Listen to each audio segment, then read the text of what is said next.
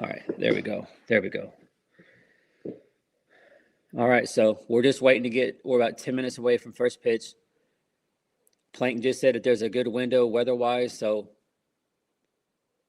let's hope it stays that way. We're able to get this game in. Would love, love, love to get a sweep here at Texas. Like I said a couple of nights ago, after Tegan Kavan, Texas pitching, it's not there.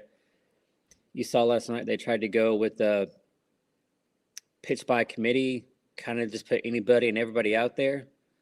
So that's definitely going to be a struggle for Texas moving forward through the rest of the year. After Tegan Kavan, what do you do? Because nobody has really proved themselves or have stepped up to be the number 2 there for the Longhorns. So,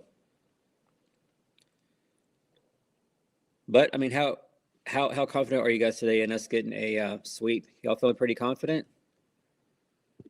You think last night just kind of took the sails out of Texas and trying to get this series? So,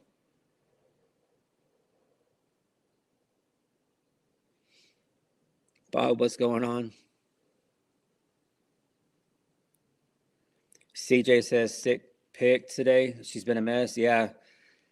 Cassidy Pickering's not having a good weekend.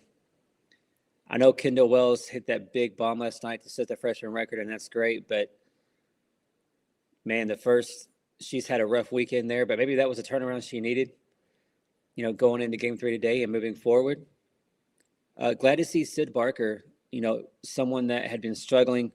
We were all calling for her to hit the bench, bring in Lexi McDaniel.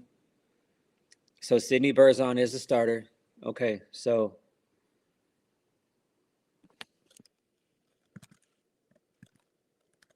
and Tegan Kavan's going for Texas.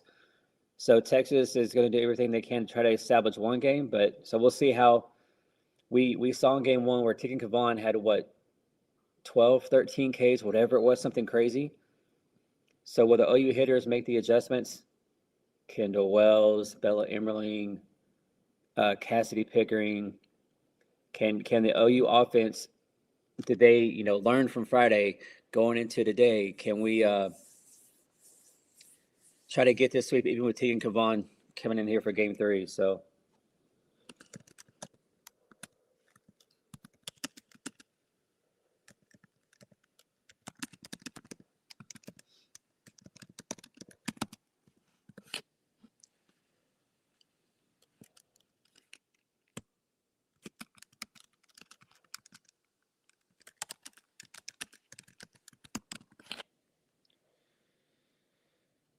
John says, get the brooms out.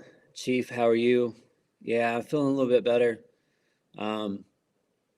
Yeah, I was in no shape to try to do it live last night. It wouldn't have gone over well. So, but today I'm feeling better. So hopefully we can get this game in.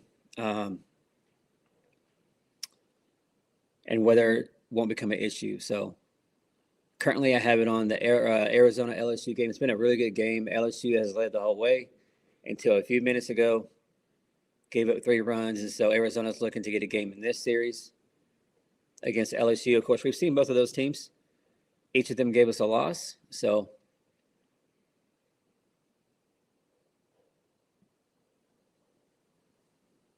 but thank you guys so much for being in here today. Hope you guys are having a good weekend. And hope everybody has a good week. Hopefully we can finish up today with a sweep of Texas. And like I told y'all a few nights ago, I expected Oklahoma to win the series, but I didn't think we were going to sweep Texas. Now it's very, very possible, and that would surprise me. But I mean, of course, I'd be happy about it, So, but welcome in everybody: Teresa, John, Stephen. How are you? Chief, CJ, Everett, Chris. Welcome in. Chris, right? Yeah. Right. Yeah. I'm your Huckleberry. Mike White is the mascot. Yeah. What a clown. Mike White, the clown, man.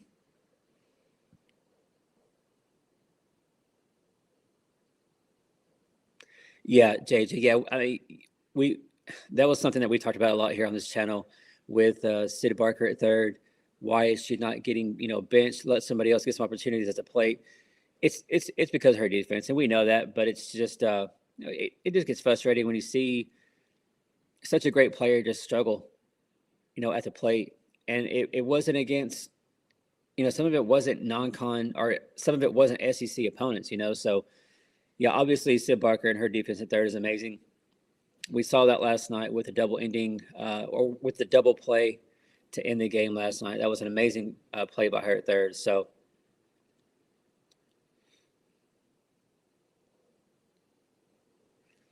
Melville, yeah, great point there. Yeah, how are we going to react whenever we're not playing cupcakes like we were in the beginning of the year? One, I mean, what do you want Patty to do when nobody will come play us? We went out to Arizona, so Patty and Oklahoma, they're willing to go anywhere. They don't care in the preseason, but nobody wants to come play us. So I would think next year is going to be the same thing. Our preseason probably won't be as exciting as we would like it to be because nobody wants to come play us. So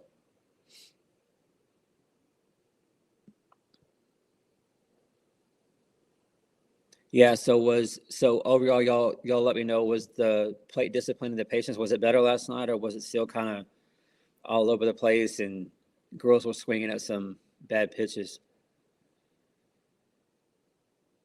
Yeah, JJ, she was pissed.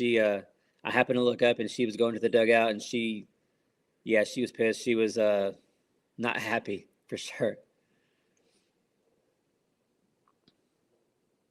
Sluggy, welcome in. How are you doing?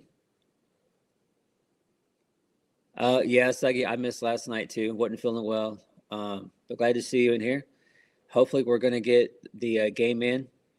Plank said, if you look at the weather, there's a good opportunity here with all the rain around for us to get this game in. So let's hope that the weather stays away long enough. So just maybe we can get a game done here in 5 innings and we can go home with a sweep. Everett says he's trying to get out of yard work.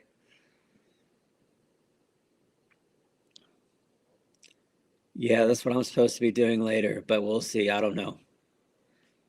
May try to look at that tomorrow. We'll see how it goes.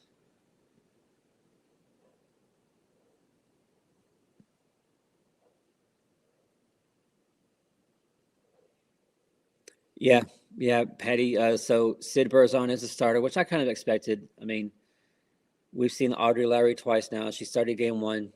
She ended game two.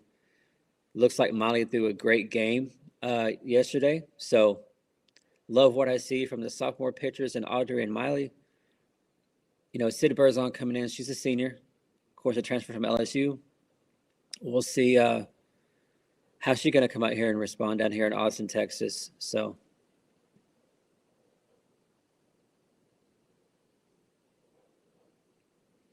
I'm not a big UFC guy. I don't mind watching it from time to time, but I don't keep up with it. Not my thing. But I did see last night, was that last night, or I don't know when that was, but one of the fighters was talking to Trump last night. I guess after the match was over. I don't know if that was old or not, but I was like, huh, that's cool. Chief, exactly. Exactly. Texas is going to come out. They're going to be desperate. Yeah. Yeah. I feel like if Teagan doesn't start off well for Texas, you could see a pitch by committee. Maybe they bring her back in, try to keep Oklahoma uneven, unbalanced. So, but we'll see. In game one, I know OU won that game, but for the most part, Teagan Kavan had a great game. Had that really rough start and give up that 2-run shot to Ella Parker. But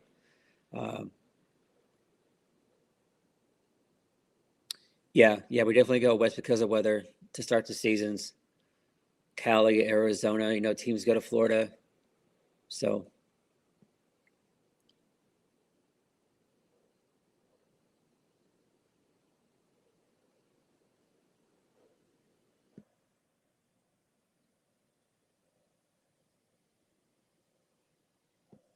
I forgot Bob. Oh, Bob, sorry. Bob, welcome in. What did I do?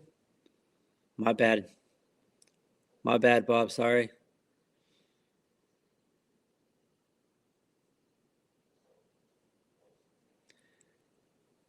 Yeah, Bob, doing a little bit better.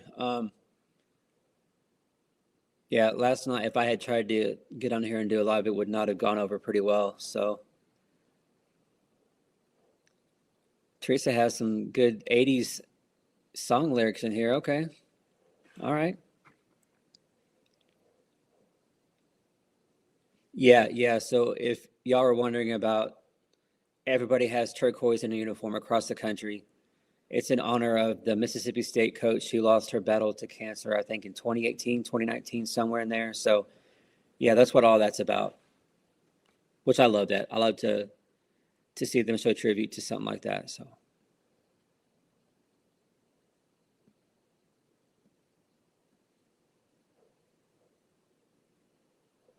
oh, Ron, having some mole issues, huh? Ah, that's a bummer. But yeah, maybe just hang out on the deck. Absolutely.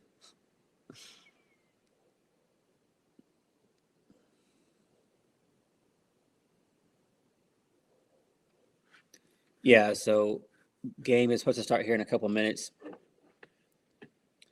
Yeah, so the game is going to ESPN News since they're just going to the top of the seventh in the Arizona LSU game. Arizona's up 4-2.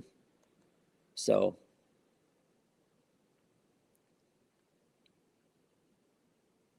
anybody know what's going on with who was it? Mississippi State and Arkansas. How is that game going so far?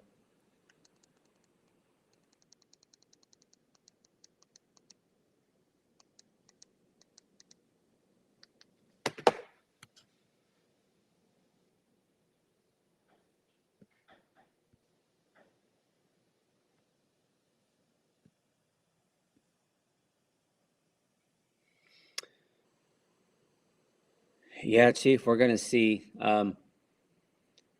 Kavan gonna start for Texas. We'll see how that goes.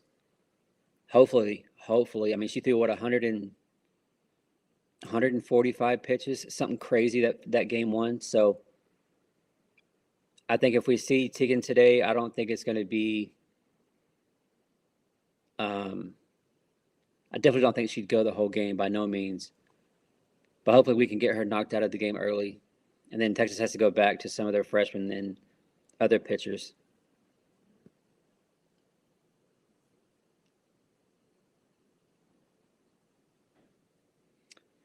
Yeah, CJ. Hopefully we go for the kill, get the sweep. Let's not mess around and kind of mail it in and just say, hey, we won the series, so let's just go through the motions. Yeah, hopefully we don't see that kind of OU today, which there's no way Patty's going to allow that. No way. Because every game is going to matter here in the SEC. If you look at the standings, if OU wins and Bama wins, we still only have a 2-game lead over Bama. We still have, 9 games to go. We have A&M, Arkansas, and Georgia. 2 of those series are going to be at home, and then we finish up the season down there in College Station. Uh, Bama, just kind of looking at that, they have a few lower tier teams in the SEC, so they should go undefeated if they play their game. But the last weekend of SEC play, it's Bama and Tennessee. So that's where we're going to need to be Tennessee fans that weekend for sure, as they can hopefully take 1 or 2 from Bama. But here we are. If you're just trying to find the game because the LSU game is running late, the game is on ESPN News. Cloudy, overcast day there in Austin. Let's hope that the rain will stay away long enough to get this game in. Tegan Kavan is in the circle.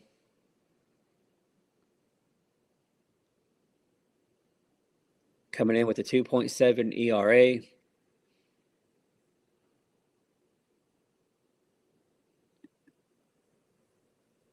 Let me get the scoreboard up. We're going to get going here. So,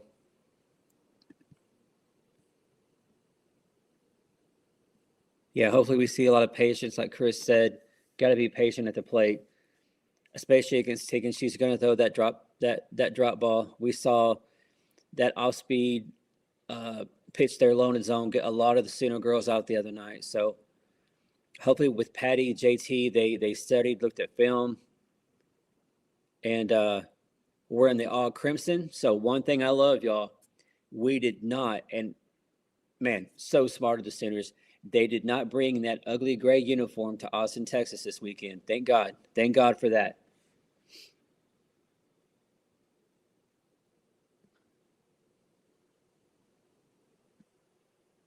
Yeah, Pick's having a rough weekend, but hopefully today she's able to bounce back. But I got to say, you know, with us going into our arch rival, playing in their house, a very young team for Oklahoma, and we've come out and we've already won the series, going for a sweep. Are you kidding me? Gotta love what we've seen overall from the Sooners. It hadn't been pretty at times, but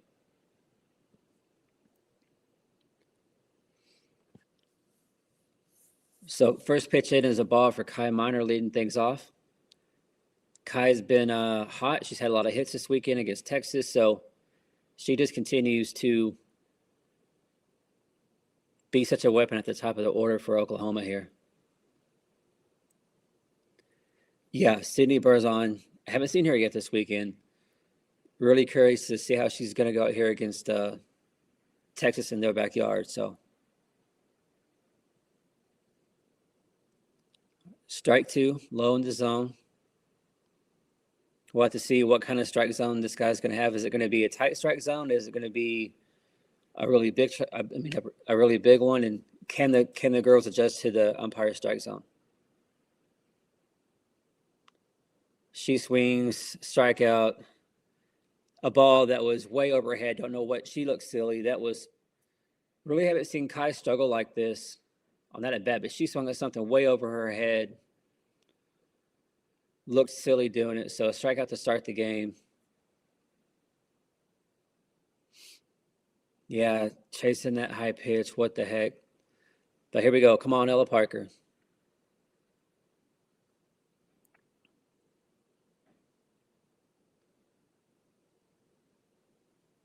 Yeah, Ella Parker, a double, a home run, but they've walked her 4 times.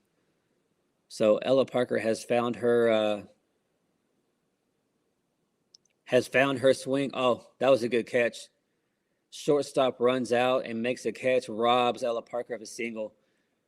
Ella hit one right over the pitcher, hit a line drive going out to the outfield, and the shortstop came over. Of course, she was shifted that way.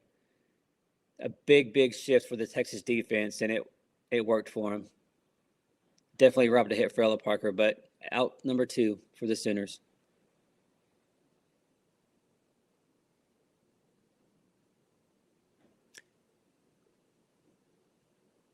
Kendall Wells at the plate. Of course, we saw in game 1, nothing but strikeouts. Game 2 last night, she had that monster home run to set the freshman record, but more importantly, it gave OU the lead that they were able to use and hang on to and win the series last night.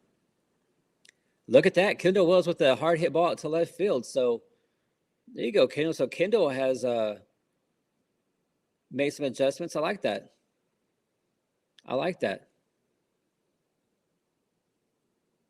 Big improvement right there by Kendall Wells from game 1 to game 3.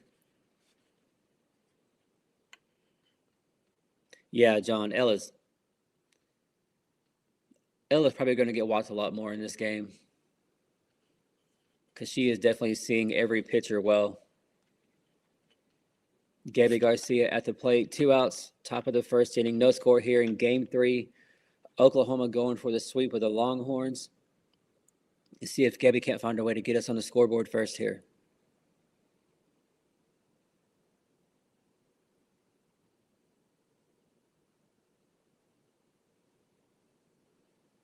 Yeah, Teresa. Great at bat right there by Kendall. Made the proper adjustment. So far from the OU offense, we've seen a strikeout by Kai, which she looks silly. Ella Parker got robbed of a hit with Texas having that shift defensively. Kendall with a hit here. So, I mean, I like what I see early from the Sooners offensively.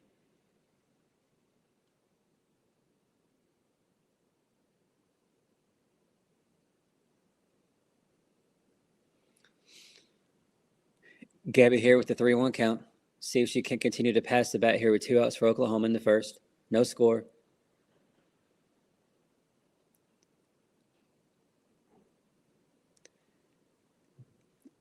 There we go. Gabby held her swing enough. Umpires thought so. Catcher did not. But Gabby Garcia able to hold that swing enough to get down to first base. So after getting 2 outs, we've had a walk and a single. So here comes Cassidy Pickering. She's been struggling this weekend in Texas. What a chance for her to make things. What a chance for her to change her weekend here in Austin and put OU up big in the first inning.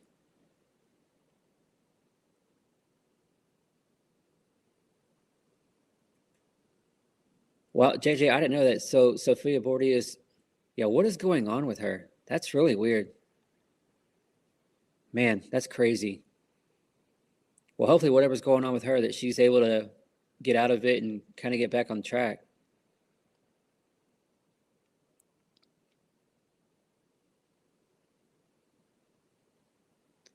Cassidy Pickering looking silly again, swinging at something low in the dirt. It was a ball, so we had a big opportunity there with a couple ladies on base, but Cassidy Pickering just continuing to struggle.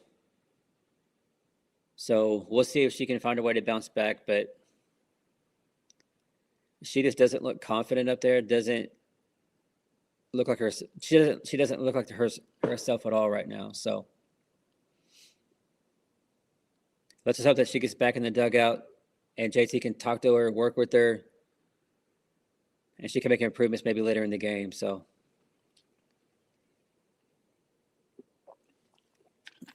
I know that's crazy because what do you do with Pick? Some of y'all want to have her sit down, but I don't know. Maybe her bat is. She's had a rough weekend in Austin for sure. Now she had a great weekend, last weekend at home against Kentucky. And of course going against Texas. I mean, it's not like Cassidy hadn't seen Texas. She's already seen Texas, been there, done that. So she's seen Tiggin before this weekend. But yeah, Pick is definitely in a rough spot right now. Yeah, definitely want to start. We hope to put some runs up early on Texas. Try to instantly put the pressure on them, keep the crowd out of the game. But let's hope that Sid Berzon can come out here, throw her a game, go 3 up, 3 down, and get us back in the dugout. So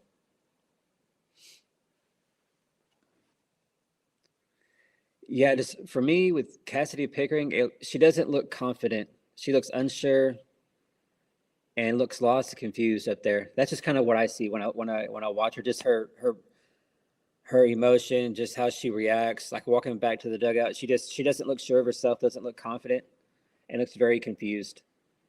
So, but here we go now to the bottom of the first. No score here in Austin, Texas, between OU and Texas. Game 3 of the series. Oklahoma going for the sweep of the Shorthorns. The weather, it's cloudy there and overcast, and let's just hope that the rain is going to stay away long enough to get this game in. So, Stiff, what's going on, man? Yeah, absolutely going for the sweep here. Let's go, Sid Berzon. Yeah, glad to be back, Stiff. Feeling a little bit better, so sit here with ball 1 to start the bottom of the first.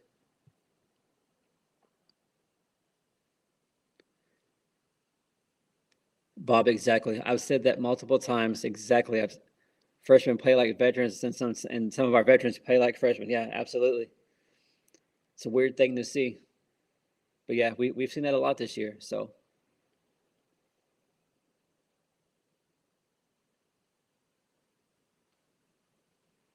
wow, that was a good pitch. This umpire, look, he has a very, very tight strike zone. No need to show the clown. You're just wasting airtime. Nobody wants to see that clown over there. Let's go, ESPN.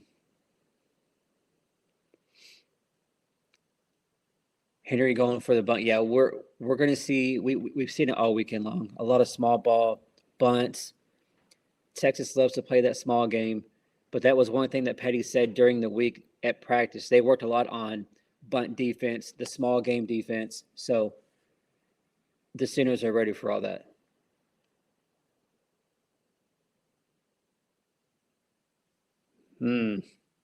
Wow. A full count now here for Sid Burzon.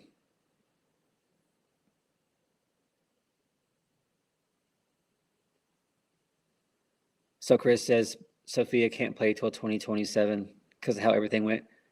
I don't know what this umpire wants to be a strike. That was a good pitch. I have no idea. I have no clue. Sid Burzon, that looked good, sweetheart. That looked good.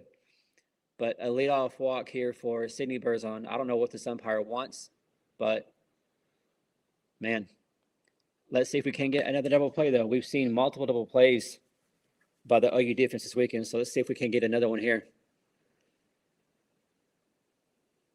Stewart with a hit back out to center field, so Texas in the bottom of the first is starting with a walk, and now a single here by Stewart.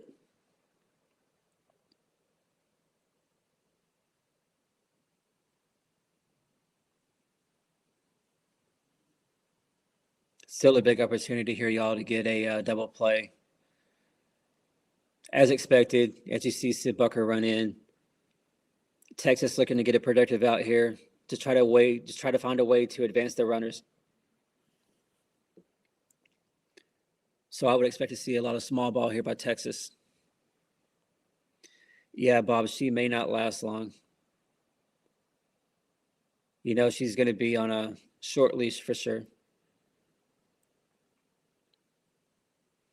And maybe that's the plan by, Patty today. Hey, we're going to start Sid. If she struggles early, we're going to pull her, and it'll be a pitch by committee, Whatever we got to do to try to get a sweep of Texas. There we go.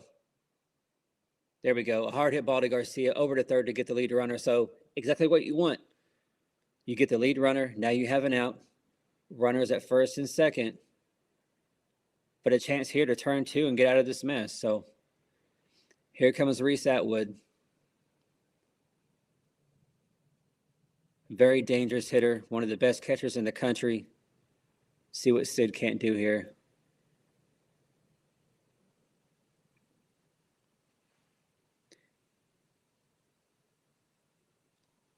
Stiff, that's the $1 million question. Who knows? I don't know. So a 1-1 count here for Reese Atwood. 1 out. Texas has runners on first and second.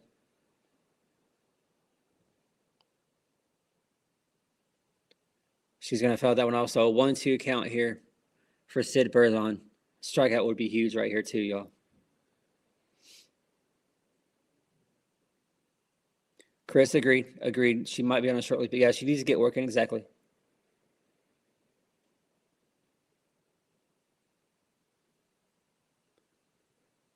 Oh, man. A bouncer over to third, but it goes foul.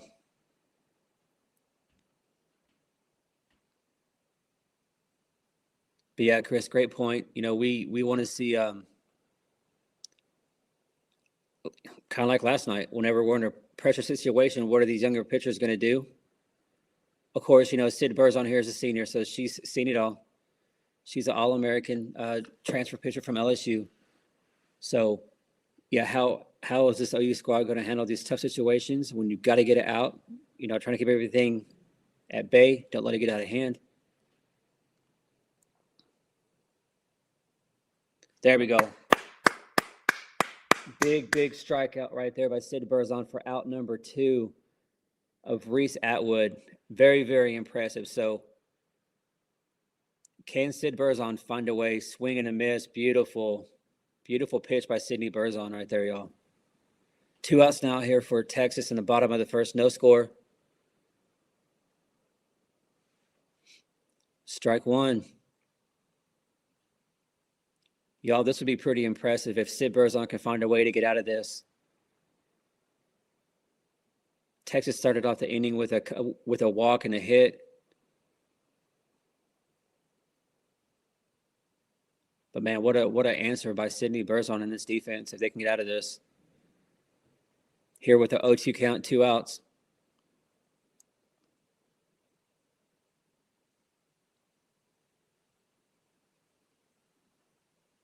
Oh, Psyche, yeah. Absolutely in her head. Agreed, CJ. Yeah, she wasted 2 years. Yeah. Yeah, let's go 0-2. 1-2 count here now. Come on, Sydney.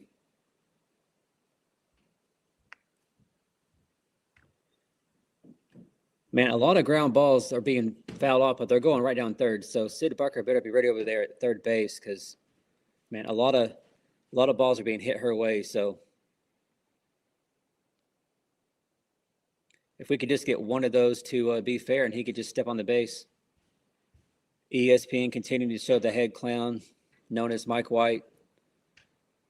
No need for all that. Oh, good pitch on the outside. But didn't think it was good enough.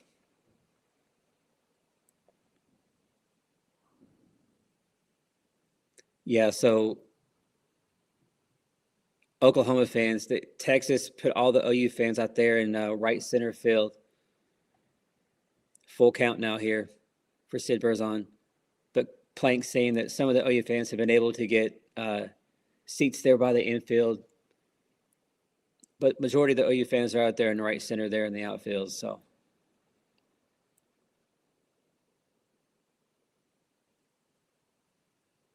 another foul ball down third base. Still a full count here. No score in the bottom of the first between Oklahoma and Texas. Game 3. Texas has already, or OU has already won the series, winning the first 2. But a chance here for Texas to do some damage. Let's see if Sid Berzon can get out of this, though. 2 on, 2 outs here for Texas. And it's going to be a walk, a little high. It's okay. It's okay. No damage done, so now you can get a force out anywhere. No big deal. So Texas now with bases loaded. 2 outs.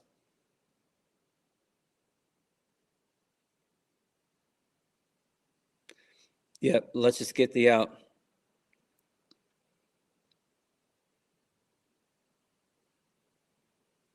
Sid Barker be right over there at third because a lot of balls are going your way.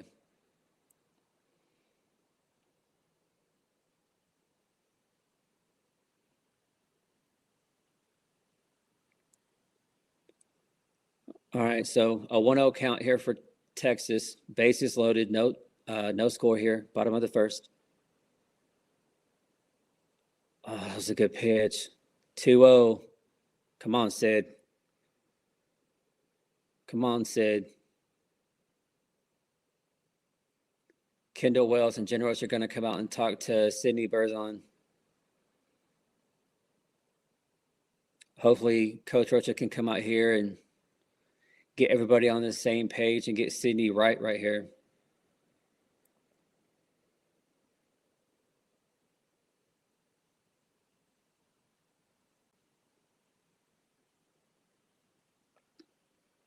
For just tuning in, Sid Berzon in a little bit of a mess here, but looking to get out of this. We're just one pitch away from getting out of a big mess here in the first inning. Tegan Kavan is a starter for Texas. She gave up a couple hits, but no damage done. So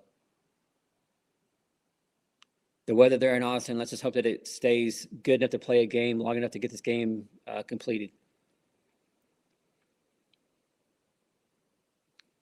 Come on, Sid Berzon. There we go, strike 1. 67 miles an hour. So whatever Jen Roach has said helped her right there. So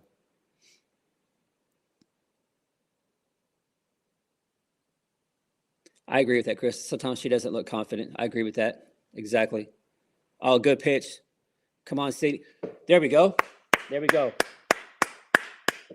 There we go. Ball hit back to CD Burzon, throws it home for the third out. So after giving up, what was it, a couple walks, a hit, Texas does nothing with it. So going to the top of the second inning, no scores. So it wasn't the start that we wanted to see from Sid Burzon, but how she was able to respond after getting in a bad situation, I love it. I love it. Love what I see right there. So, yeah, if you were watching it on ESPN News, go back to ESPN because now ESPN News is showing something from the Ocho. I don't, some of them ridiculous so-called sports. So,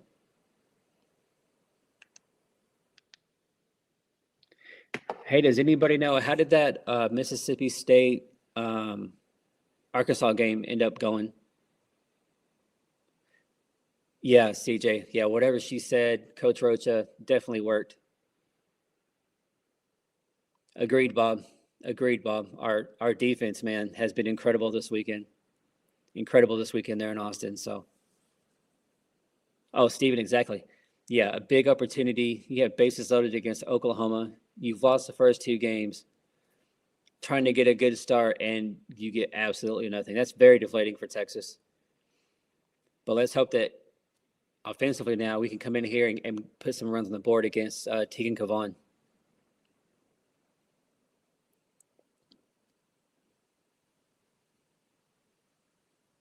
I feel like if we can get a couple runs here and really put the pressure on Texas, they may just wave the white flag sooner than later if we can build a lead here.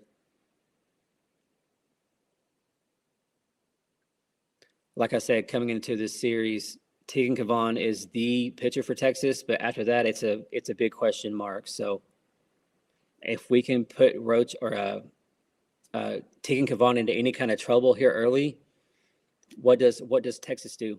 So 8-0 Arkansas, 10-3 Arkansas. Oh wow! So after losing, after getting upset in game one, Arkansas came back with a vengeance right there, huh? Of course, we see the Razorbacks next weekend up there in Norman, so that'll be a big series. Here comes Bella Emily. See what she can't do at the plate. Swing and a miss, strike two.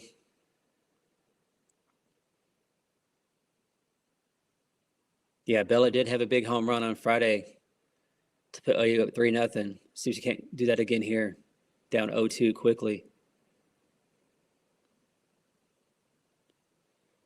And Bella Emily is going to pop up to the shortstop for out number one. So,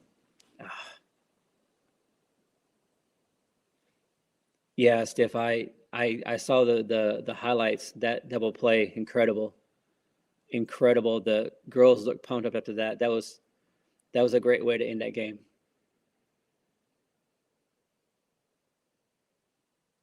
Yeah, Chris, exactly.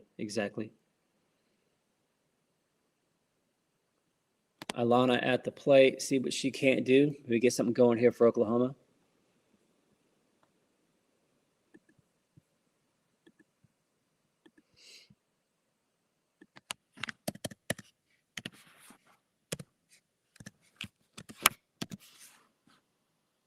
Line drive to short. Good play by the shortstop for Texas. Good play for out number two. So Oklahoma quickly going down here in the second inning.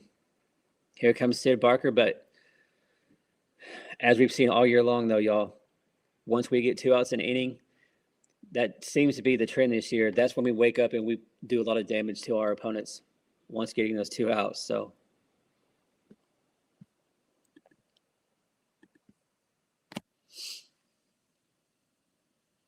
thank you guys so much for being here on a Sunday afternoon. Glad that y'all can spend some time here with us at Blessed Vet. Make sure you guys hit the like, subscribe button. It's free, doesn't cost you anything. Become a part of the family. This is a great center family here. We even accept trolls. Everybody's welcome. So as long as you don't come in here and act a fool, you're welcome. So all that helps get the video out, the channel out to other Sooner fans out there. If you're new here, let me know where you're watching from. I'll get you up here on the mat behind me.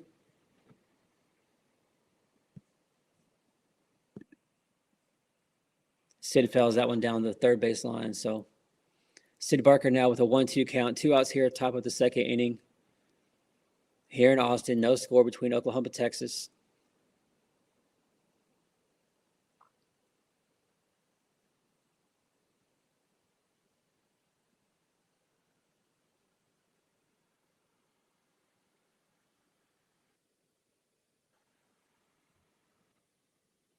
Yeah. This is a lot like game one, y'all. Lots of strikeouts for Tegan Kavan. Already 3 now here through 2 innings. Yeah, so for whatever reason, the Oklahoma hitters, whatever JT's telling them, the adjustments are just not being made, or the girls refuse to change what they do up there at the plate, because it's a lot of the same thing. Tegan's doing the exact same thing she was in game one, getting them with the rise, and they can't lay off the high one, or if it's low in the zone, those 2 pitches are deadly, and OU just cannot figure it out. So, but through 1.5 innings, still no score here in Texas in game 3. So let's see if Sid now can't come out and get a couple of strikeouts, get a quick 1-2-3 inning, and we can get back in the dugout. So.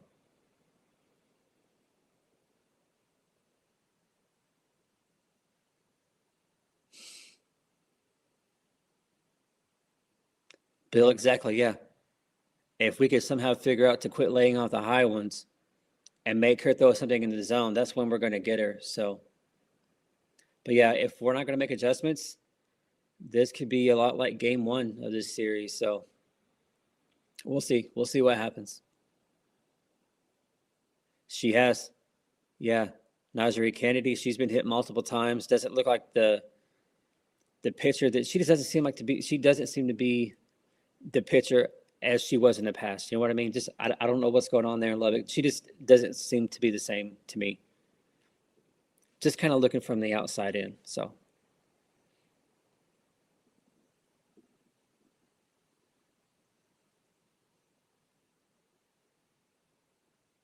Harvard, you talking about Sid Barker? Yeah, she's playing third. Ella Parker. Yeah, Ella Parker's playing.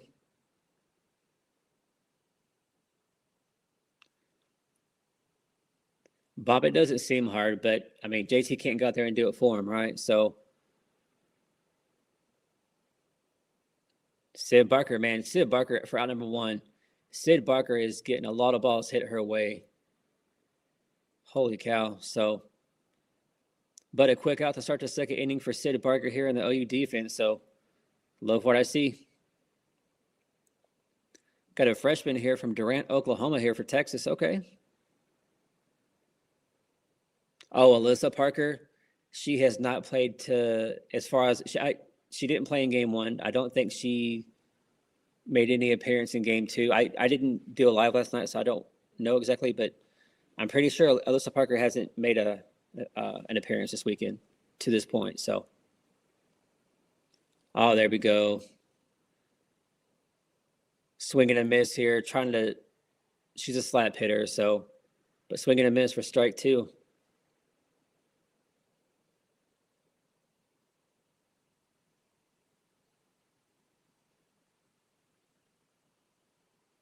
She's out of the batter's box. She's out.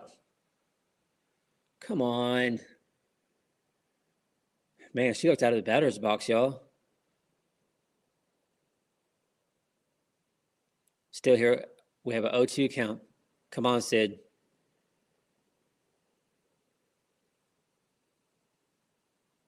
Oh, a little outside. So if you're just checking in, bottom of the second inning, no score. This is a lot like game 1.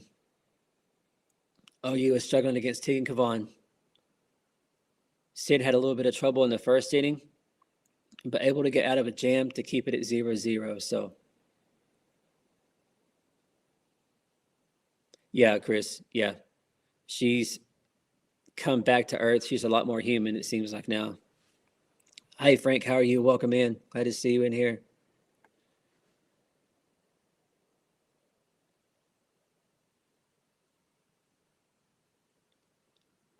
A bouncer, nothing you can do right there with her speed, but it was just a bouncer in the infield to second. Ilana's not able to, ain't nothing you can do with that, not able to make a throw.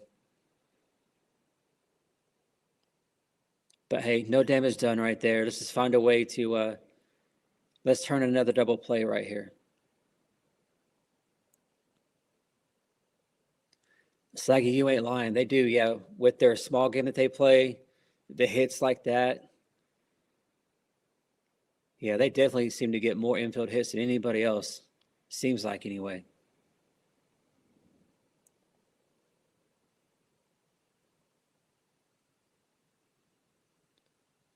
Yeah, CJ, from what I've seen from the highlights last night and then game one and then to today, yeah, you're for Oklahoma and Texas both, like going into the plate, you have no idea what's going to be a ball, what's going to be a strike. So that puts a lot of confusion and guessing on the hitters across the board. So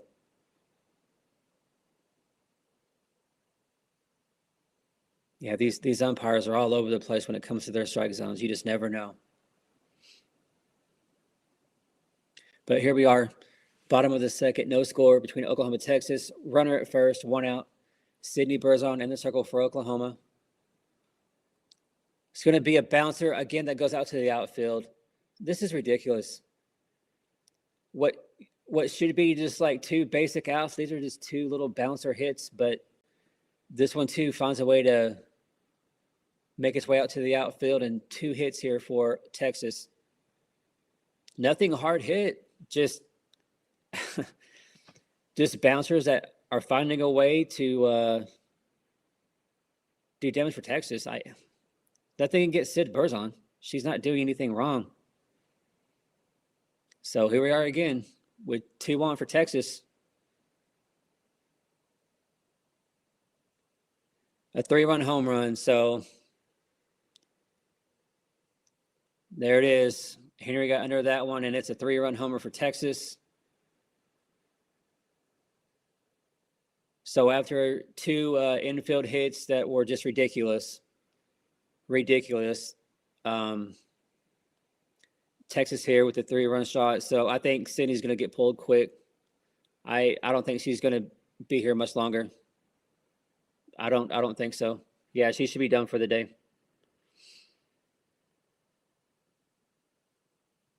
Yeah, Kai.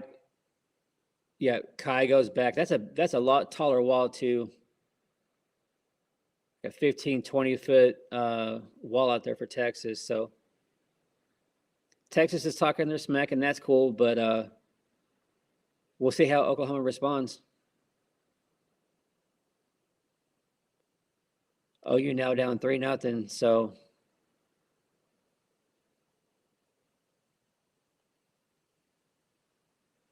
if we can keep it at 3-0 here, I think going out to the third inning, it's going to be somebody different. Now, if we can find a way to answer back on the scoreboard, then we'll see. But yeah, I don't think we're going to see Sydney much longer. We know that Patty has that killer mentality, and she wants to sweep if it's an option here.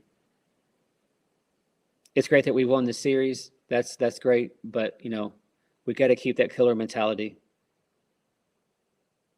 2-1 count out here to Stewart.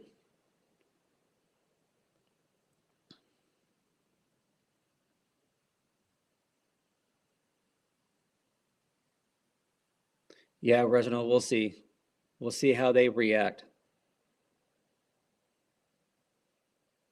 Foul ball here by Stewart.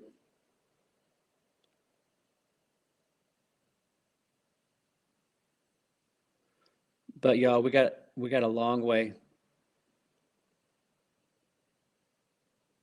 Ouch. So the Sooners have to bus home after the game, and there's a lot of storms going on. So that's going to be a rough ride no matter what happens here back to Norman. Ouch.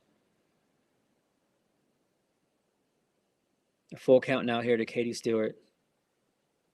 We're just tuning in. Texas just had a 3-run. Let me change the scoreboard. Had a 3-run home run.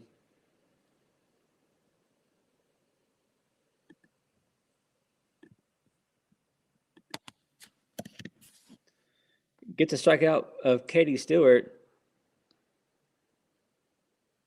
I mean, so you see the score, 3-0, and it looks like Sydney Berthon's having a bad game. Y'all, to me, she's not. You had those two, infield hits that were weak. Like, what do you do? So the only one mistake that she had was on that home run. So we'll see if she can respond here. And but what is the OU offense going to do? Is the offense going to wake up now here in the third, or is it going to be just a crapshoot offensively today for the Sooners? Hard hit ball out to left center, caught by Abby Dayton.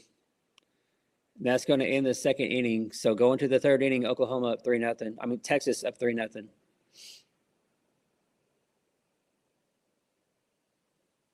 So now I'm really curious. Let's see what happens here in the third. But who's going to come out to pitch for Texas? Like Reginald said, if we just struggle and it's a quiet inning for Oklahoma in the third, does Patty say, you know what? Let's just let her play, let her pitch, and see what happens. But still, y'all, we have a long way to go. We're only going to the third inning, so we have a long way to go. Long way to go. And in this series, nothing's ever permanent until that last out's recorded. So you just never know in this crazy series what could happen. Sagi agreed. What kind of fight do we have today? Yeah, Texas is super desperate here, trying to establish a win. They've been in a after last weekend there at Bama, they've lost 4 games in a row now. So Texas is desperate. They're going to do anything and everything to try to find a way to get a win here against Oklahoma today. So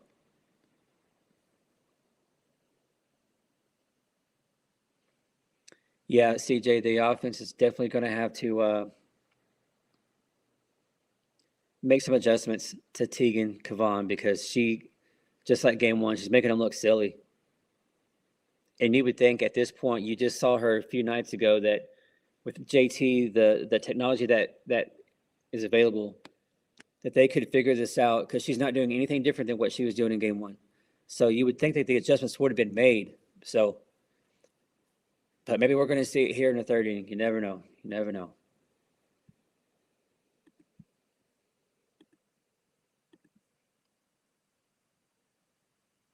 Change the scoreboard real quick.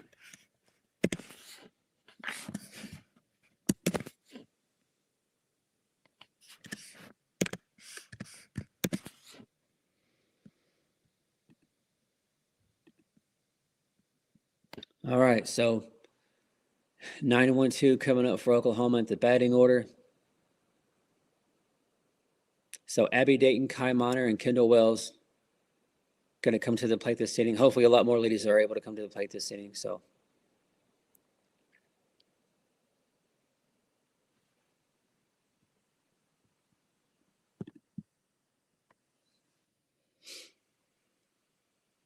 let's go, Abby Dayton.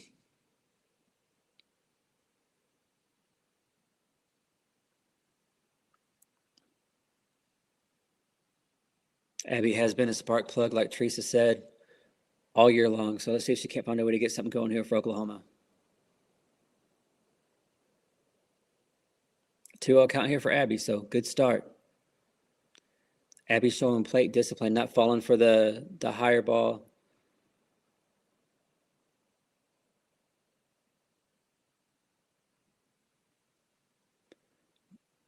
Man, ball 3, little high. So 3-0 count. So we'll definitely take a leadoff walk here for Abby Dayton. We'll definitely take that.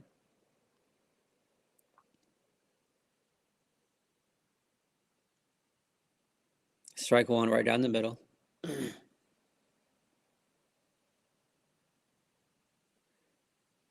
CJ, yeah, I wonder that every weekend, man. I wonder how a lot of these umpires got to this level because the strike zones are so different by every umpire. That was a good pitch on the outside corner there, strike two. So Abby Dayton started off this at bat 3-0. Now it's a full count. So what does Abby do here?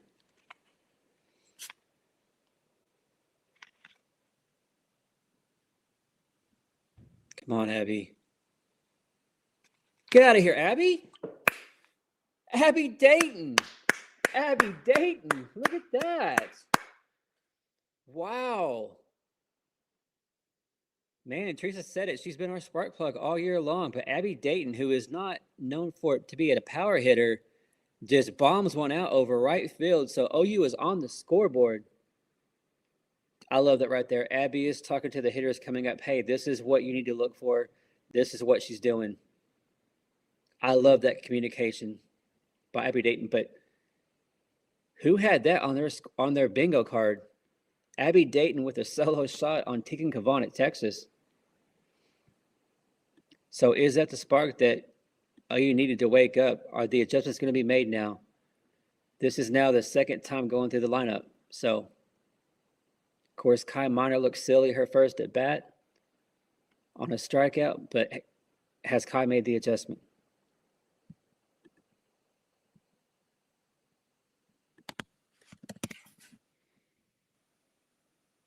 Ball way up high. So 1-1 count here for Kai Miner. Texas up 3-1 here in the top of the third inning.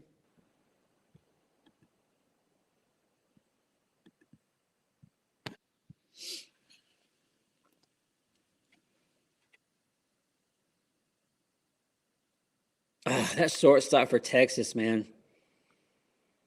That was a good hit by Kai Miner, but that shortstop for Texas, she's a good player. That was good defense.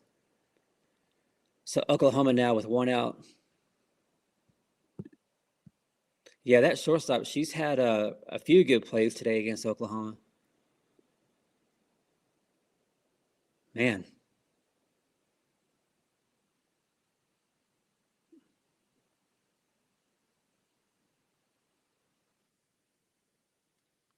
I thought it was Kendall Wells coming to the hit, so my bad. Ella Parker. Let's see what Ella Parker can do here.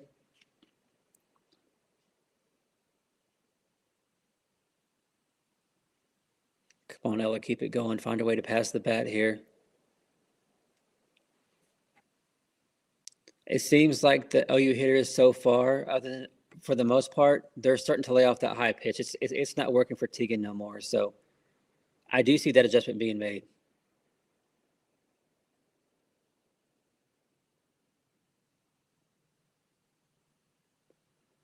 Low and away. So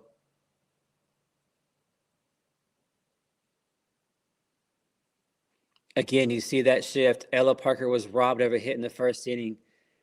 So that shortstop is playing behind second base, out in the outfield. So a big shift.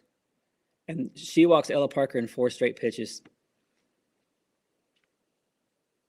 So Tegan now up to almost 40 pitches, and here comes Kendall Wells. Man, I would love to see a 2-run shot right here by Kendall Wells. See if Kendall can't get some revenge on Tegan Kavan. Tegan made Kendall look silly every night or every time at bat on Friday night. So what a big opportunity here to get some revenge. Man, how sweet would that be, y'all? How sweet would that be?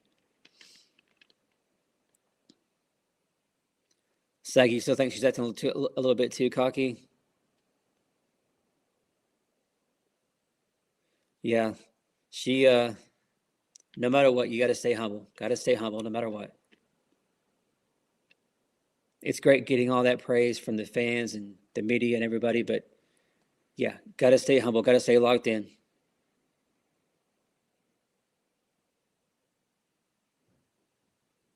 Kendall here with a 1-0 count. So when's the last time that we've seen Tegan throw 5 straight balls? That's 6 straight balls. So Tegan, for whatever reason now, struggling to find the strike zone. Seems like after that hit by Abby Date for that home run, she just Yeah, here comes Mike White. So quickly after that home run by Abby Dayton, Tegan Kavan it's like she just instantly shut down.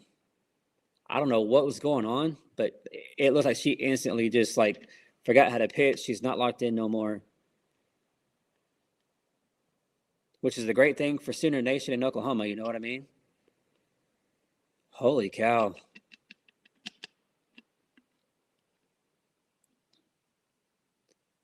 I mean, if the head clown there at Texas wants to take out Tegan Kavan, by all means, go ahead. I wouldn't mind that call. Yeah, we've seen the pitching coach come out, of course, a lot to talk to Tegan Kavan, but Mike White coming out to do the job here. So,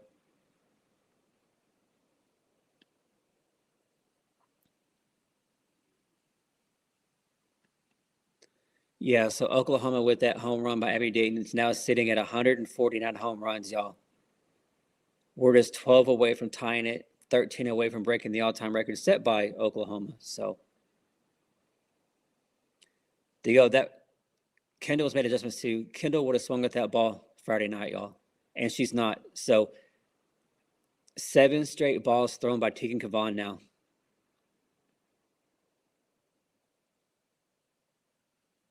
Wow. 8 straight pitches, not even close, y'all. What is going on with Tegan Kavan? Are you kidding me?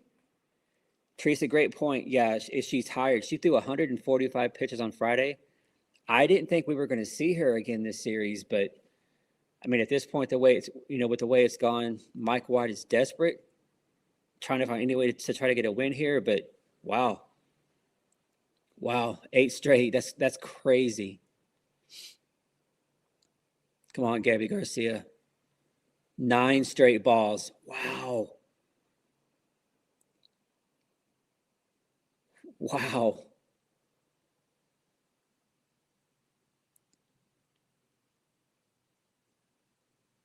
Yeah, she did. The first strike thrown in 10 pitches for Tegan Kavan. So if you're just tuning in, the rain is sprinkling a little bit. Texas hit a 3-run bomb in the second. Oklahoma came back. Abby Dayton hit a solo shot to get on the scoreboard for Oklahoma. Up high, 2-1. So Tegan continuing to struggle to find the strike zone here, walking the last 2 batters. So OU has runners at first and second, 1 out, down 3-1 here in the third. See what Gabby Garcia can't do here. Make Texas pay for these walks and mistakes. Swing and a miss. That was, she pulled her head. You can see that, but 2-2 now here. Come on, Gabby.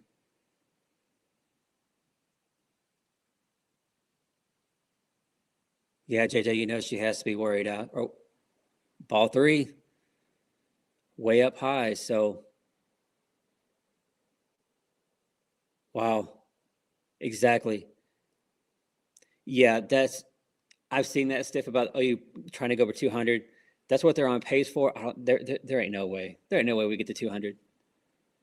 Swing and a miss. Gabby Garcia strikes out on a pitch low and outside. Would have been ball 4. So 4 Ks now. So after throwing like 10 straight pitches where she could not find the strike zone at all, comes back with the strikeout of Gabby Garcia. So Oklahoma here with 2 on, 2 outs. Here comes Cassidy Pickering to the plate. She's been on the struggle bus this weekend. Let's see if she can't find a way to do some damage here. Patty's talking to her real quick before going up to the plate.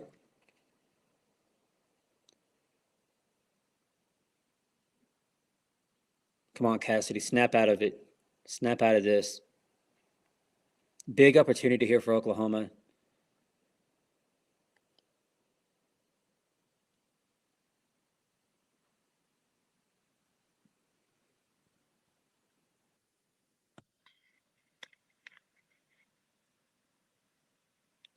Again, what is she doing? She looks silly. That was ball 1. Pickering, I don't know what she's doing, y'all. I have no idea. Everybody was laying off that high pitch. Every batter was letting it go for a ball, and pick here. I don't know what Pickering's doing. I have no clue. It should already be 2-0. Come on, Cassidy.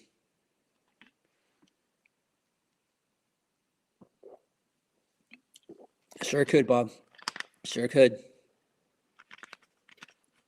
A ball high in the zone, and Cassidy fouls that one off. So a 1-2 count here for Pick.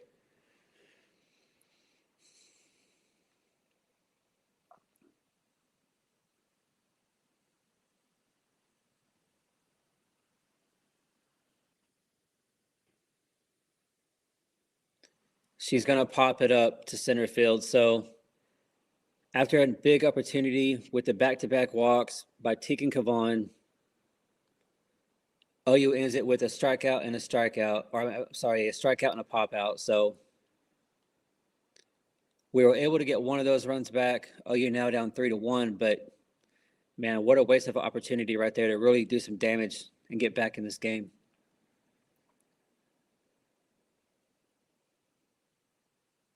But in the inning, though, you can tell Tegan's thrown a lot of pitches the last couple of days. So you can tell she's starting to get tired. She's not as sharp. But now if our hitters are going to go up there like what Cassie just did and act a fool and swing the stuff way up here and help her out, then it's not going to matter. But, yeah, Tegan's definitely not as sharp as she was. And like you always said, she looks tired. She looks tired. But found a way. I mean, Gabby Garcia looking silly. I mean, Pick didn't strike out, but she just still looks really confused, lost, just not sure of herself. But in this series, you never know. Crazy things happen all the time. The game is never over until the final out is made. So going to the bottom of the third, Oklahoma down 3-1. So we'll see if you can continue just to fight, scrap, find a way to get back into this game inning by inning. So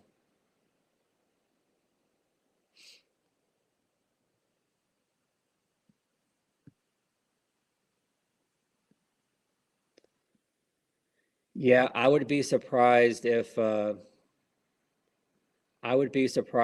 we see Pitt come back out again and hit. I think they get back around to her. I think there's going to be a switch for sure. You know, for whatever reason, Pick is just struggling this weekend. She looked great against Kentucky at home last weekend, but here, just they're interviewing Patty Gasso real quick, so we'll see what's on Coach's mind. But yeah, we'll see what happens with Pick, but definitely a frustrating weekend for her. Bill, I don't know. I mean, Texas, 2 of those 3 runs came by hits that were just not bloop hits, but just like a high bounce ground ball that just it's nothing you can do. Like it just happens, you know. It's part of the game. And then she had that one mistake for that 3-run bomb, but I don't know. We'll see. I think if Sydney keeps it at 3-1, I don't think Patty pulls her. But if the lead increases, then yeah, she may, you know, make a switch here and maybe go with Alyssa Parker. Maybe she goes with Miley. Miley looked pretty good last night, so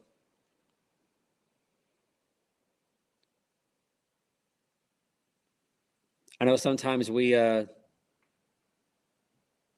don't understand at all what's going on with Patty and her decisions, but man, at the same time, we never want to question the GOAT. You know what I mean? Never want to question the GOAT. So we'll see. But yeah, in all honesty, I'd be really surprised if we see Pick bat again.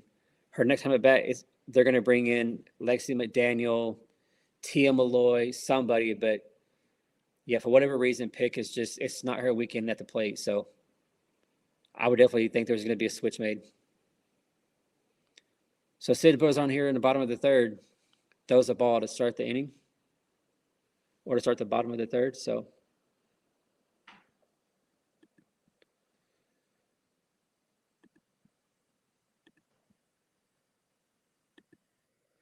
ball hit out to right field.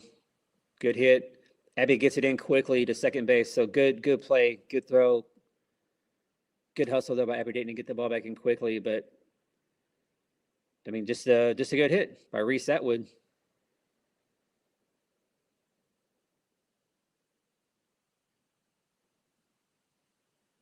So the fifth hit of the day for Texas.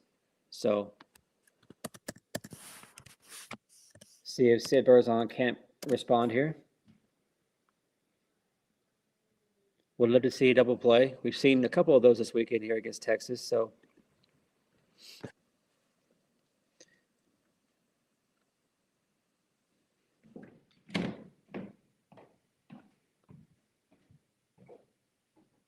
showing the bunt pulls back. So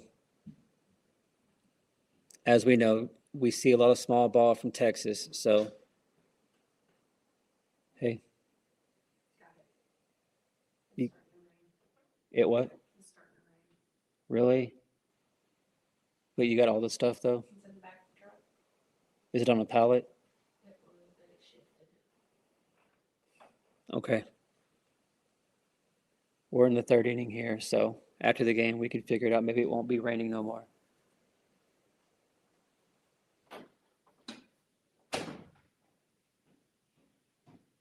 All right, y'all. So a 2-2 count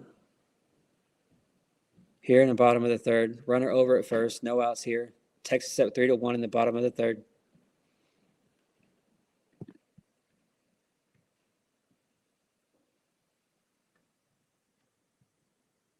Strike three, right down the middle. Sit down. I don't know how the fans in Texas are like. How are you arguing that? It's right down the middle. I don't care how tight of a strike zone you have as an umpire. That I don't get it. Here comes a pitching change.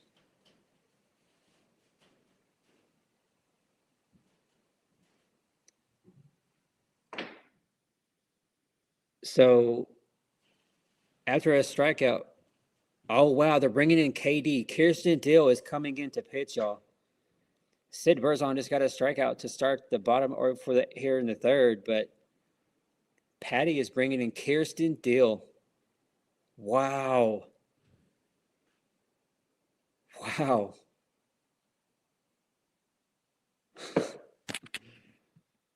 All right, so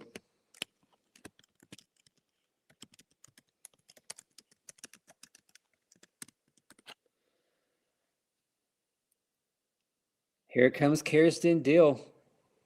See what she can't do. It's been a minute since we've seen her, but when she has gotten opportunity, she hasn't. She's looked pretty good. So, but it's been a while since we've seen KD.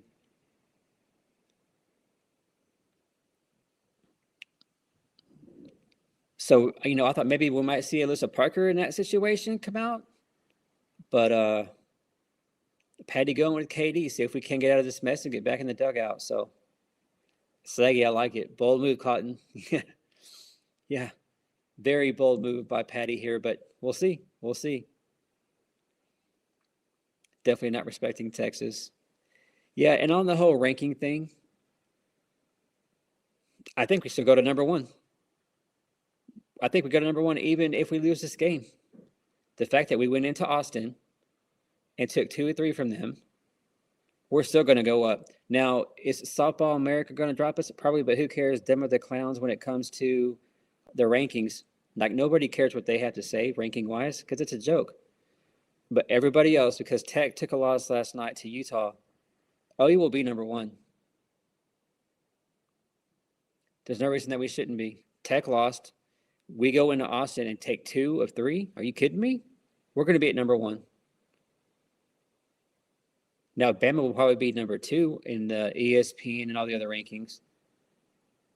But, yeah, surprise move here. Patty Gasso going with Kirsten Dill. So, ball 1 is way up high out of the zone.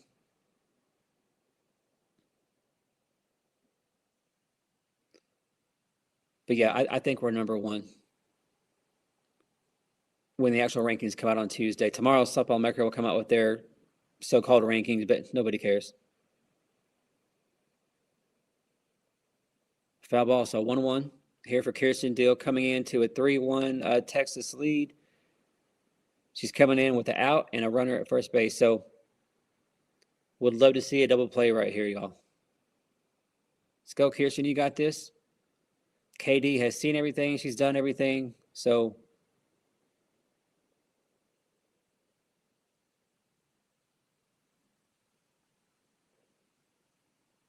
the ball two way high. Teresa already too. I definitely want the sweep for sure. And we'll see. There's still plenty of time to make that happen. We got a long way to go in this game, y'all. So they did. Tech lost yesterday to Utah. They had multiple weather delays too, but yeah, Utah beat them 4-0. So Tech, because at that point, I think they said Tech had the longest winning streak at like 14. Well, that's gone. Florida State got beat earlier in the weekend. So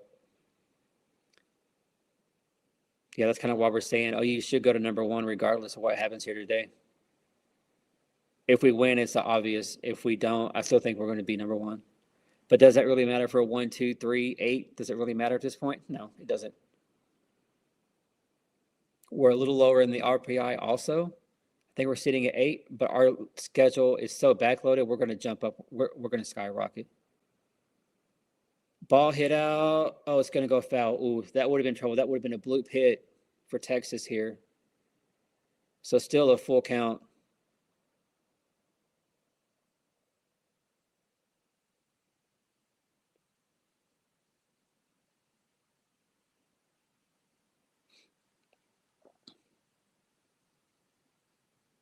Come on, KD. You got this. Get the job done here.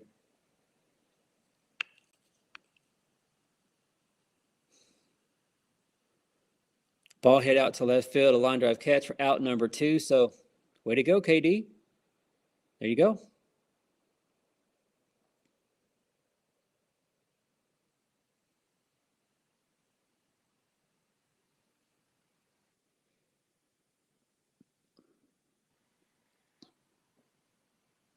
Saggy, right? Yeah. Appreciate you swinging that ball 4.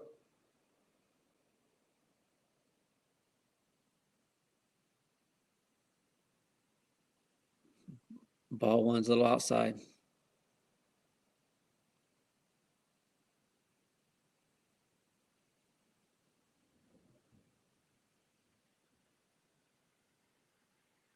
I didn't sound very confident on that out.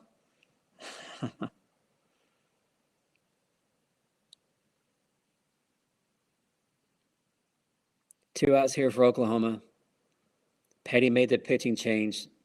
Sydney Berzon started the game. Now she brought in KD. None of us saw that coming, but she came in. She got the first out that she needed. It's going to be a pop-up here, but it's going to go out of play. So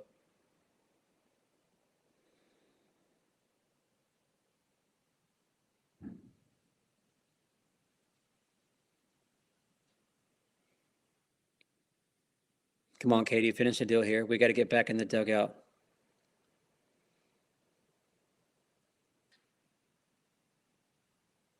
Whoa, that was way high. Great catch by Kendall Wells. That ball was way, way high. That would have been trouble. Come on, KD. KD here with the 2-2 count, 2 outs. Texas has a runner on first. Up 3-1 here in the bottom of the third.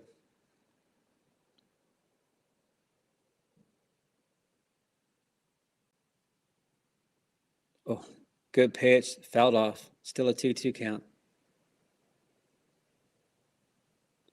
CJ, yeah, you would think so. You would play a little looser. I agree with that. You would think. But they just got to keep this killer mentality. We're down right now, but you never know. We've had a lot of comebacks, so. Another foul ball. So a good little battle here with KD in this batter for Texas. Of course, Oklahoma coming in 40-3, 13-1 in SEC play. Texas 32-6, 9-5 in SEC play. So it's a log jam there after OU and Bama in the SEC standings. Another foul ball down the left field line. So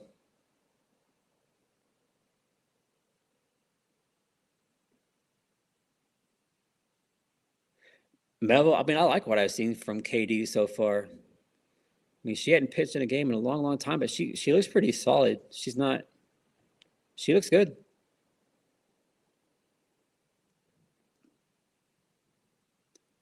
But yeah, great battle here with this Texas hitter. Holy cow!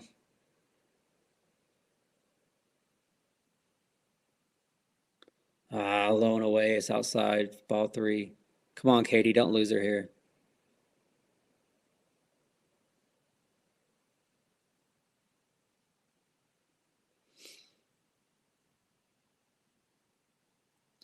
Psyche agreed. Yeah, agreed. Yeah, because we'd have the tiebreaker.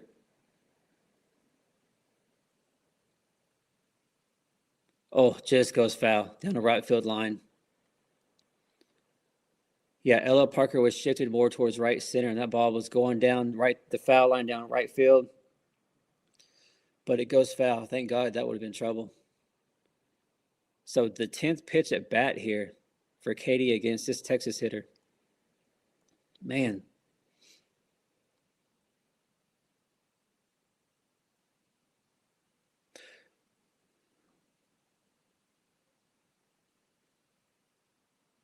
Okay, so they're saying that ball hit her.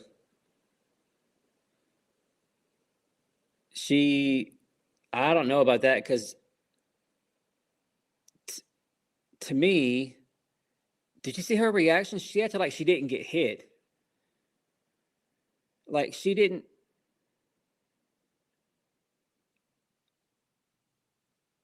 Yeah. Maybe leaned into it a little bit, but either way, she's going to be down at first base. So Texas now with a runner at first and second, 2 outs. That was just odd how that went down. I think her reaction was the strangest. Quit showing that clown at Mike White. Nobody cares. Showed that clown way too much this weekend, y'all.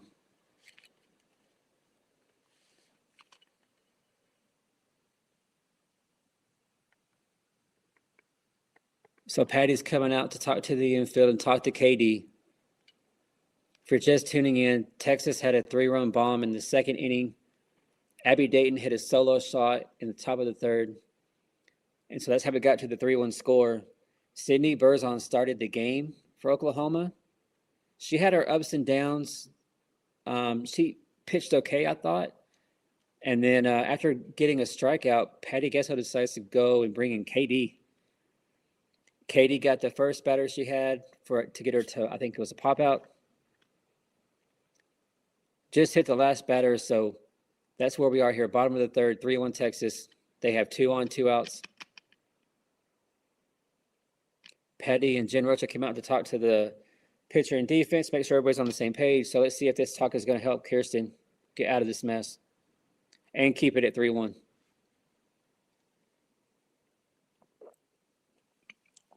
Bill, they do. They do. ESPN loves Texas. Absolutely, they do.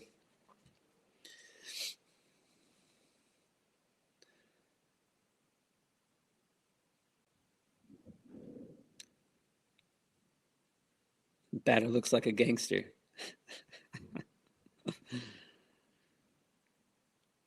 Oh, good pitch, KD. Man, this umpire, when he calls a strike, he takes forever to give the call. Oh, man. So 1-1. 1-1 count here for KD. Texas has 2 on, 2 out, up 3-1. Oh, good pitch on the outside. But man, this umpire takes forever to make the call. Texas fans are not happy with that call. Shocker. Come on, Katie, finish it right here.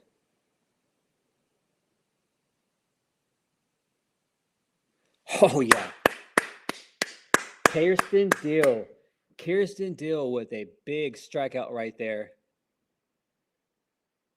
There we go. So Oklahoma gets out of that mess. Way to go, Kirsten. So after getting a meeting and after getting a visit, by KD and Patty Gasso. Kirsten Deal comes out and gets a big strikeout.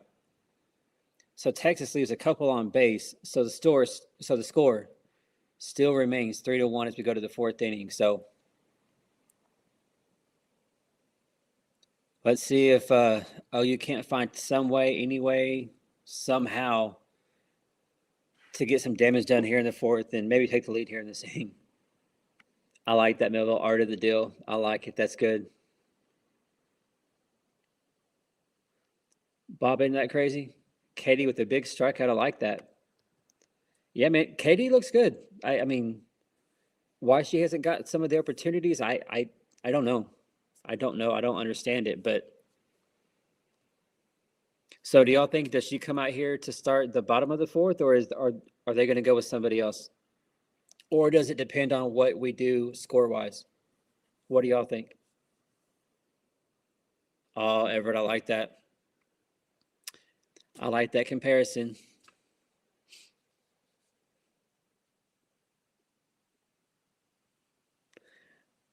NFL, right? Right, agreed. Katie is back probably, but we can only hope. I like that. That's a great comment. I like it. You say leave her in? Yeah, I would too. I would too.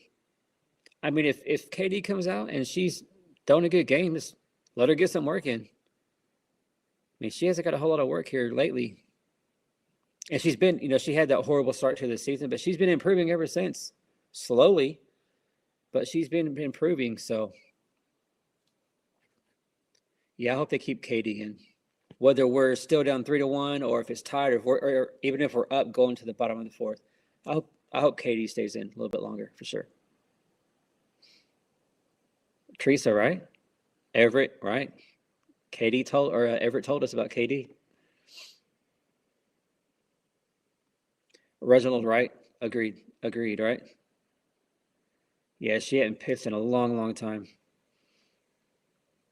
But Bella Emling here at the plate, 0-1 count. OU down 3-1 in the top of the fourth. Let me change the scoreboard real quick.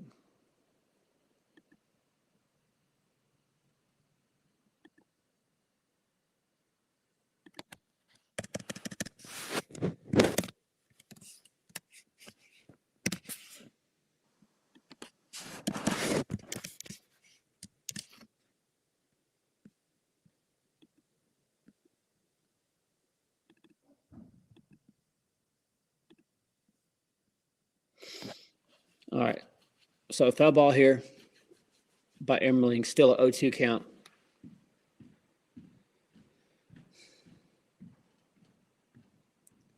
Texas has a few girls out there warming up, so yeah, Tegan Cavan, y'all, she is going on about 200 pitches in this OU series so far. Right back to Tegan at the circle for out number 1. So yeah, Tegan now over 200 pitches against Oklahoma here in this series. Crazy, crazy, crazy. But like we said, Texas is desperate. They're going to try to do anything they can to try to salvage a game in this series. So we'll see if OU can't find a way to respond and wake up offensively here.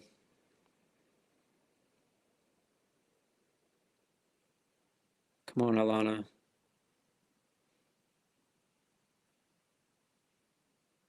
She did not go. What a clown. She did not go on that. Even Patty's like, really, Blue? What are you doing? Wake up. Wow. Okay, so 0-1 count. Unbelievable. She did not go on that. Swing and a miss here, now down 0-2.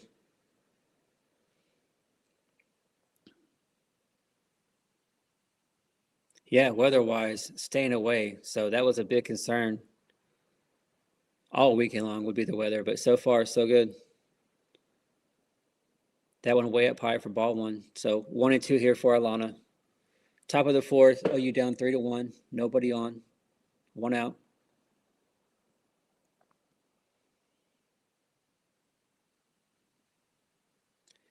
Yeah, Douglas. Tegan Cavan's a great pitcher. She's a good one. Alana's going to foul that one off.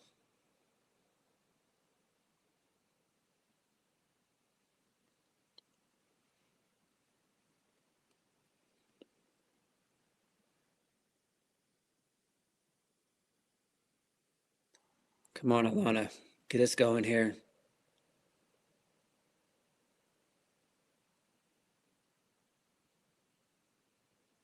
Ball 2 in the dirt, so.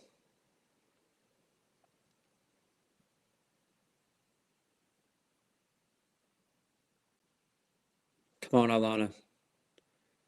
Have Alana at the plate and Sid Barker coming up next.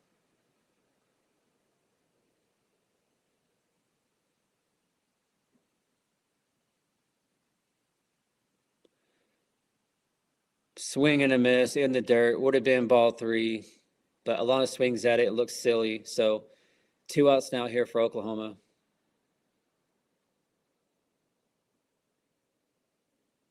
I don't know what Alana was seeing there. It was so low and in the not even close. So not a good at bat there for Alana, but Sid Barker now here with 2 outs in the 4th. See if she came to the spark plug that we need to get something going here in game 3. Oh, you're trying to sweep this series with Texas.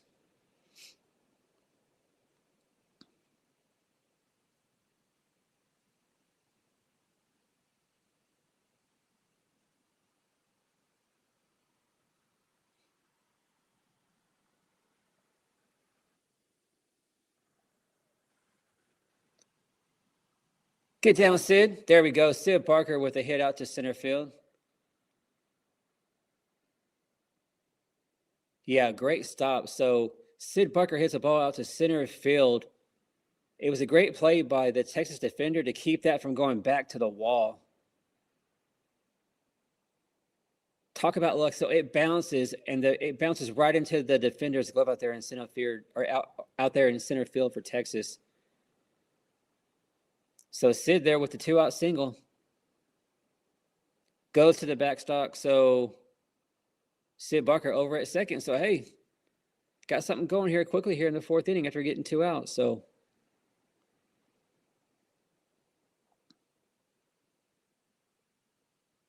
the spark plug, Abby Dayton. I mean, she hit a solo the last time she was up against Tegan. So could she do it again here to tie the game?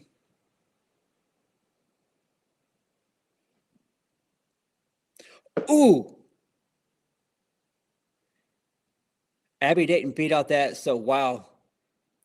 Tegan Kavan hits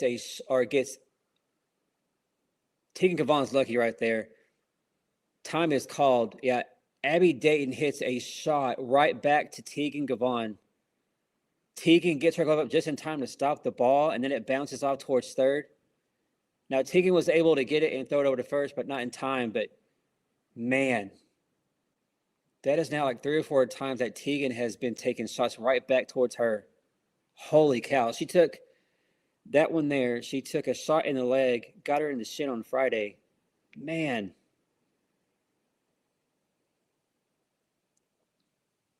Holy cow, y'all.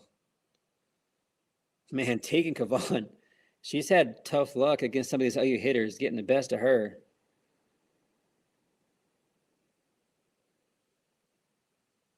So Oklahoma has something brewing here. This Texas coach, she takes 5 minutes to go out there and talk her BS. But after getting 2 outs, we've had 2 back-to-back hits by the bottom of our lineup, y'all. Sid Barker and Abby Dayton getting the job done. So can Kai Miner come up here in the leadoff spot? Can she come here and get something going for us? Come on, Kai. Come on, Kai. Keep this going.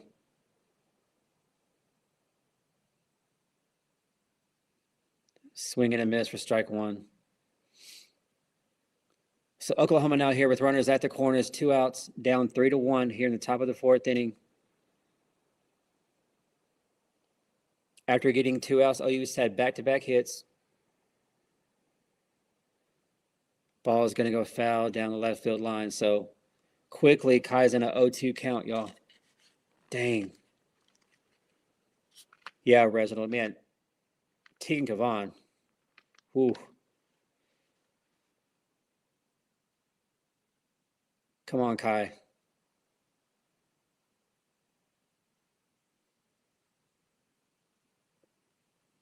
Ball is going to go over left field, but it's going to go foul. Dang. Definitely would have scored one right there.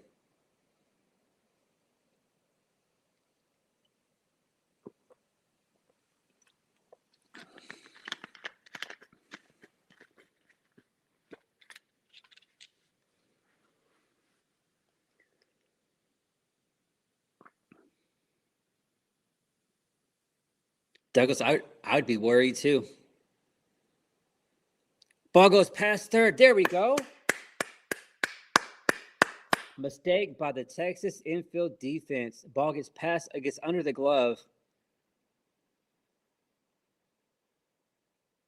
So it got under the glove of the third baseman, and then it goes, the shortstop tried to get it. She makes a mistake. So Oklahoma now down 3-2 with runners at first and second. And here comes Ella Parker. Here we go, y'all. So Oklahoma, we saw in the last inning a little bit more damage. Teagan not as sharp. You know she's exhausted.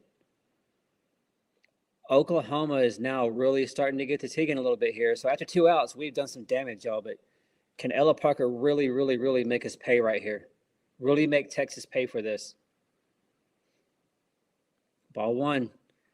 The last time we saw Ella Parker, she got walked in 4 pitches. It wasn't even close, but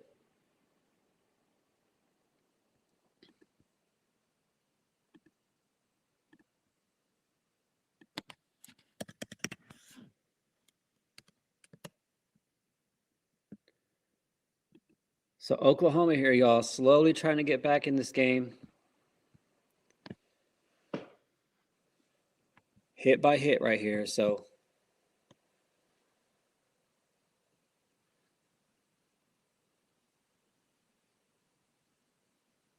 Ball 3. So 3-0 count here for Ella Parker. Obviously, she's not going to swing at this next one. So after again getting 2 outs, Teagan is struggling here after getting 2 outs here in the 4th.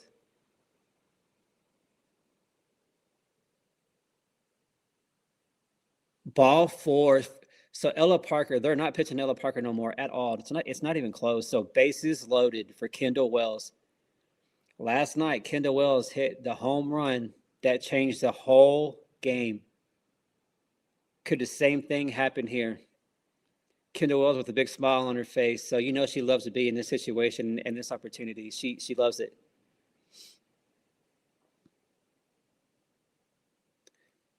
CJ agreed.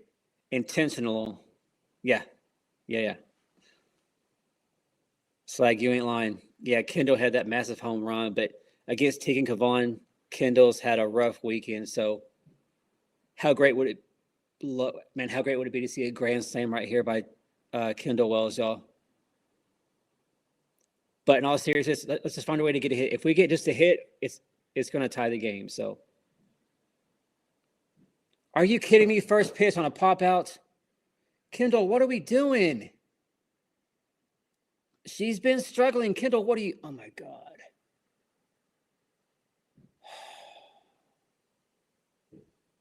Oklahoma, y'all had all the momentum. Teagan was starting to struggle. We were getting hits. The bottom of the order was doing their job. A 4-pitch walk to Ella Parker to load the bases. And instead of being patient, waiting for your pitch, Kendall swings at the first freaking pitch, and it's a simple pop-up to end that. So we get a run back, which is great. But we should have got a lot more. Should have got a lot more right there. Frustrating. But we did get one back. So going to the bottom of the 4th, Oklahoma now down 3-2. But really would have loved to have seen Kendall be more patient, take a few pitches, but not the case. So, frustrating.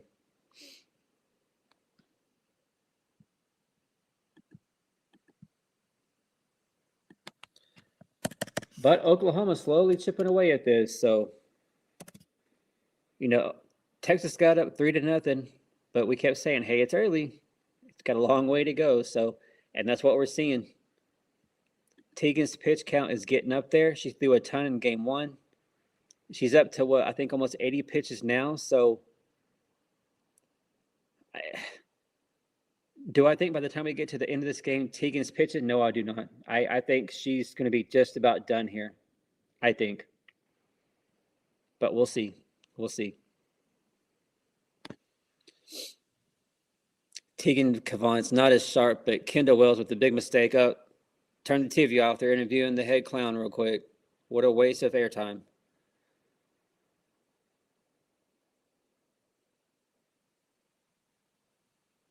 This guy looks like a complete clown.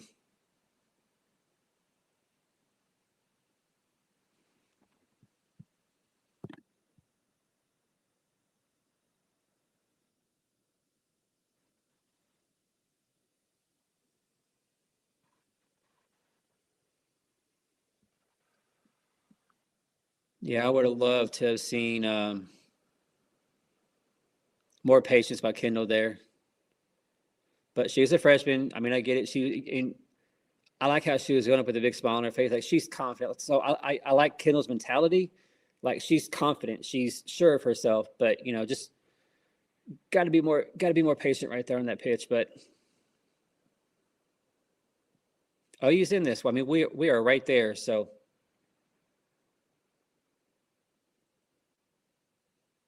see if Katie can't come out here and get a quick 3-up, 3 down.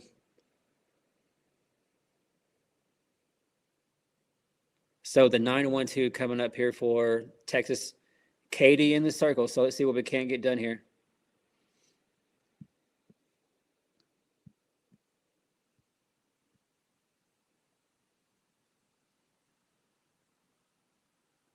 Ron. Yeah, it's like, I mean, borderline cocky. Yeah, yeah. It's walking a fine line. Yeah, I get it.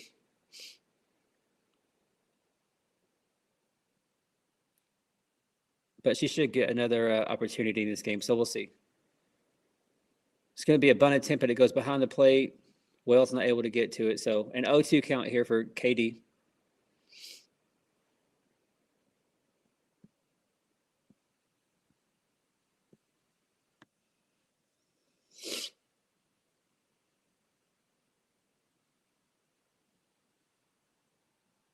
Yeah, for me, what I would say about her bat, just she had to have seen that Tegan's been struggling with the strike zone. You just saw Ella Parker walking 4 straight pitches, so be more patient. That's what I mean.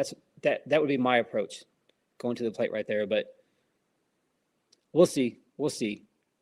But Oklahoma down 3-2 here in the bottom of the 4th inning. 0-2 count for Katie. Texas has nobody on, no outs. Ball up high, so a 1-2 count.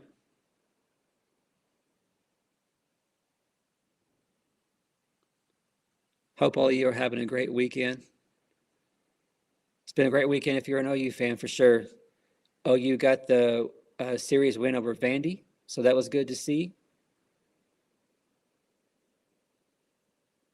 Another foul ball. We've seen Oklahoma at least get the series win here in softball, going for the sweep. So, all in all, y'all, it's been a great weekend for Sooner Nation. Can't complain.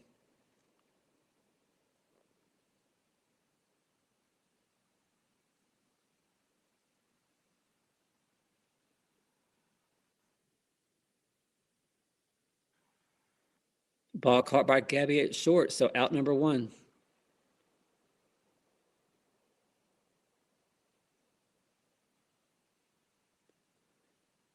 So it's not good. We had a window there of opportunity weather-wise, but the rain is starting to come in, and we might be in another stupid delay. But we'll see how they do this.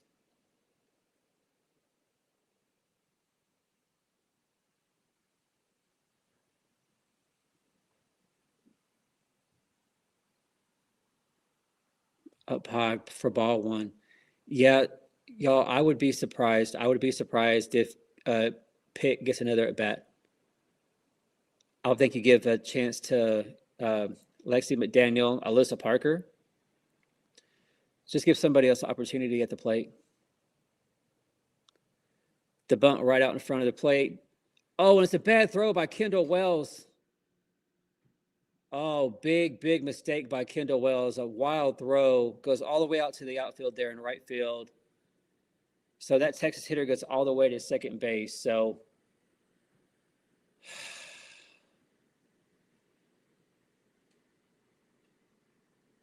should have been an out. Kendall Wells throws the ball wide right, goes all the way out to right field to Ella Parker.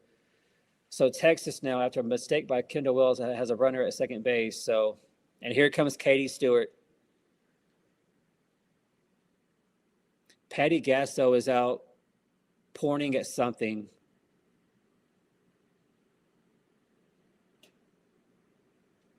Texas fans are booing the goat. I love that. That's cute.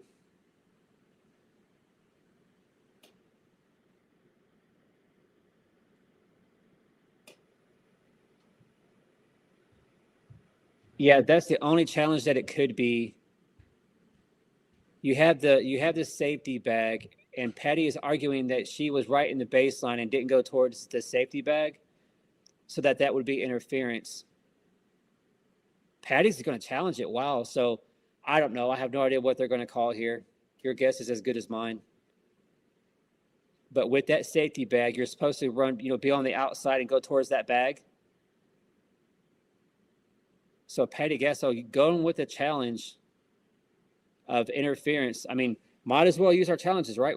We got two.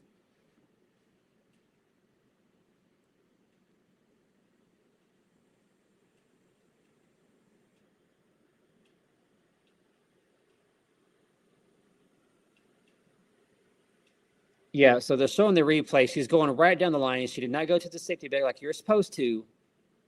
I don't know. I have no idea what they're going to call here. Who knows? I would assume that they're not going to change the call. She's probably going to be at second, I would assume. But yeah, might as well use your challenge, right? So yeah, Patty's going to lose that challenge. So get your butt up there, Texas batter. Get up. Let's go.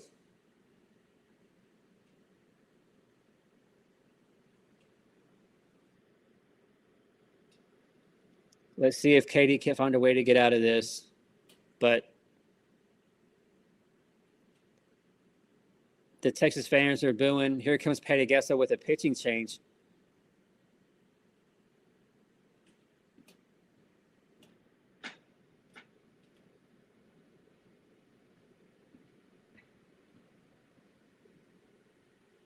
Alyssa.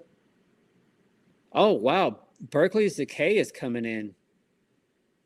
So I wonder if this is I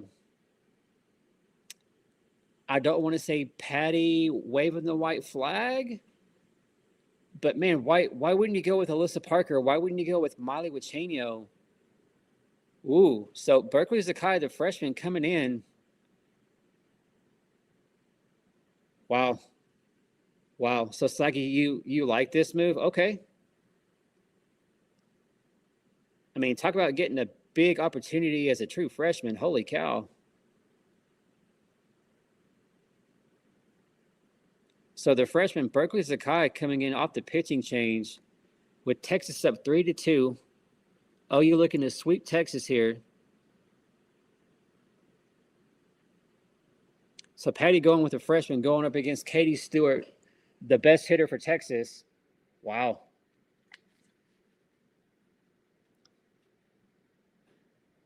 So a massive opportunity here for this young pitcher for Oklahoma. Yeah, Teresa, I'm with you. I would have went with okay, Katie did not do bad, y'all. She did not. That was a bad throw by Kendall Wells. You know what I mean? So yeah, Katie got her opportunity. It wasn't long, but I thought she did well. She did well. So again, Katie had a good outing. Kendall Wells with a bad throw here. So let's see what happens. Texas up 3-2, bottom of the fourth. Texas with a runner at second, and Katie Stewart at the plate with one out.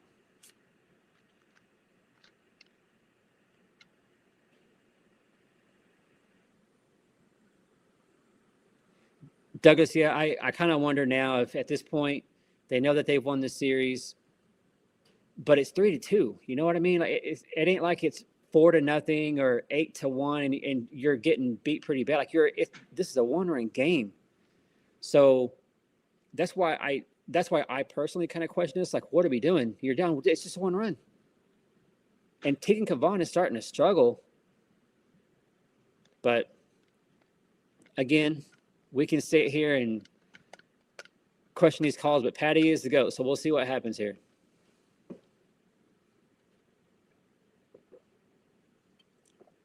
I get it, JJ. Yep, Texas is desperate. They've lost their last 4 games in a row in SEC play.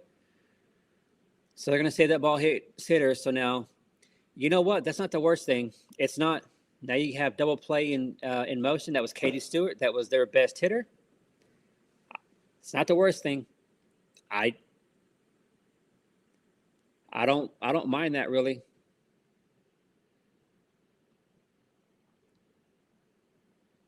Let's find a way to turn 2 here. Ball 1 high. So if you're just tuning in, Texas is up 3-2. Texas has runners at first and second, 1 out here in the bottom of the 4th.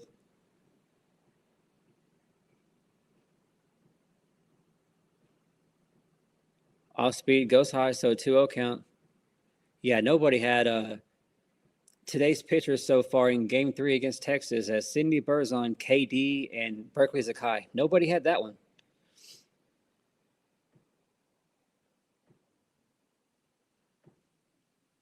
Grounder out to first base for out number 2. So Texas now with runners at second and third, but we got 2 outs. So, but here comes Reese Atwood, one of the best catchers in the country, just one of the best players overall. So,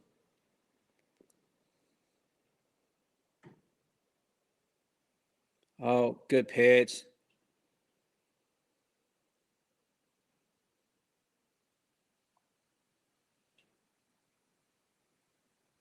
Come on, Berkeley.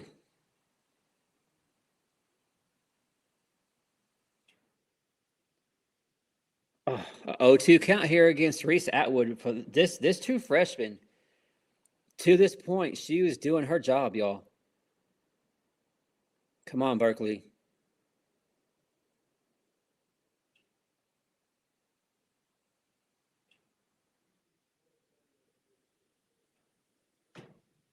Why are you dunking? You're ahead. Wasn't even close. Okay. Wasn't even close. So I don't know why. No, it didn't almost hit her. Wasn't even close, Chris Plank. What are you doing?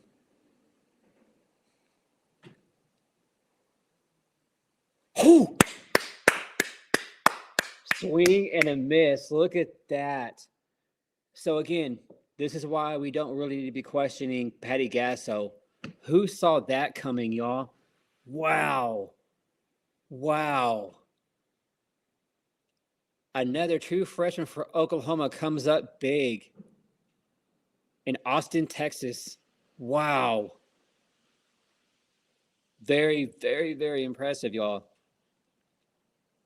They hit Katie Stewart, not the worst thing in the world. You know, she's Texas's best hitter. No damage done. Then you get a ground out, and then you strike out one of the best players ever to play at Texas. Wow.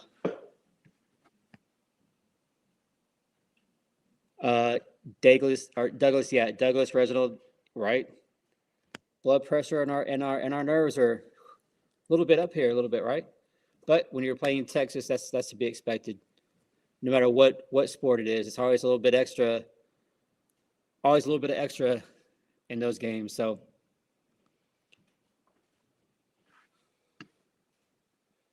yeah, we just gotta get the bats going now.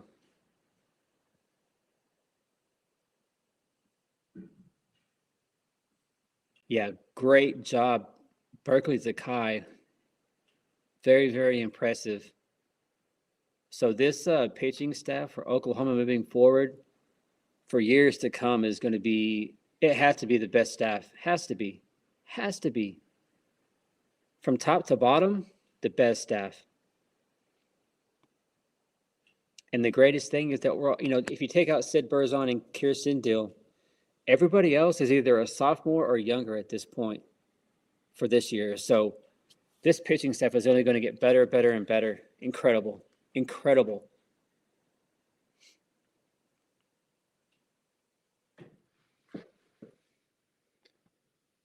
Huh. I did not know that. So the Washington Huskies are still undefeated in Big Ten softball. Wow. Huh. Of course, that was a team that we saw earlier in the year and beat up on them pretty well. Yeah, Utah got that shutout yesterday against Tech. Didn't see that coming either, so that was good. That was good to see. But here we are, top of the fifth inning. Gabby Garcia at the plate. Tegan Cavan still in the game. She's thrown 76 pitches, so yeah. They're going to ride Tegan's arm all the way through this game. Texas is desperate. They have to get a win here. Because they are free falling. They're definitely headed in the wrong direction, which for us, we love to see Texas struggle. So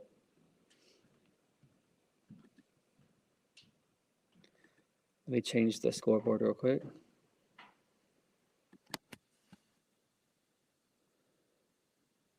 Nice play by Katie Street over there at first. Good defensive play. So out number one for Oklahoma here in the fifth.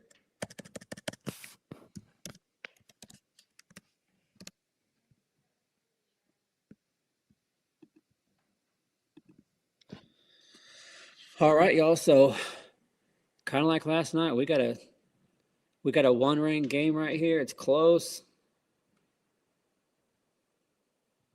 See if just like last night, you can't have a big fifth inning and put us back on top right here. But here we go. Cassidy Pickering. I did not think we would see her again at the plate, y'all.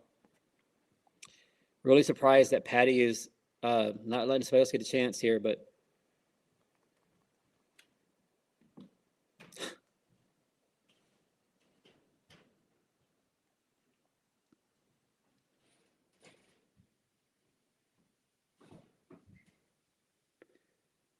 man, Robert, I don't know. Pig has been struggling all weekend long. She just doesn't look confident. She looks confused. Like she just doesn't look like herself. I don't get it. I mean, of course, we saw her last night or last weekend there at home against Kentucky. She did incredible, but especially here against Tegan Cavan, she just seems confused and lost.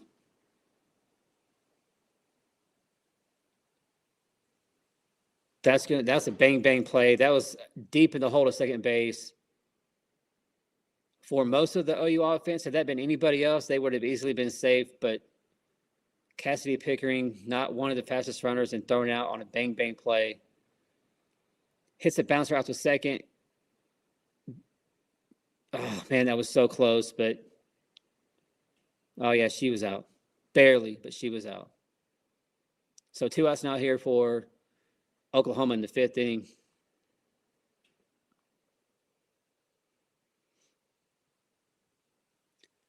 See if Bella Ehrman can't do something here. One swing would tie this game for us, y'all. So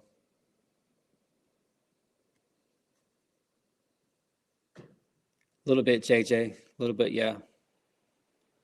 Strike one here. Come on, Bella.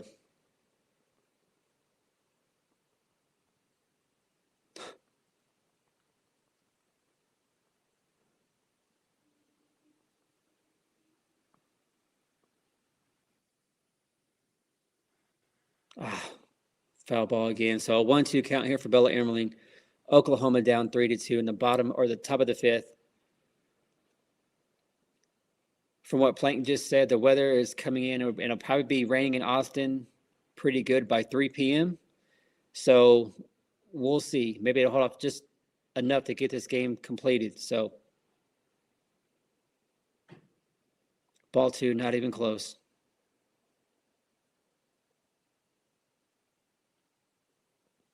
Come on, Bella, just one swing. One swing to get us back in this game.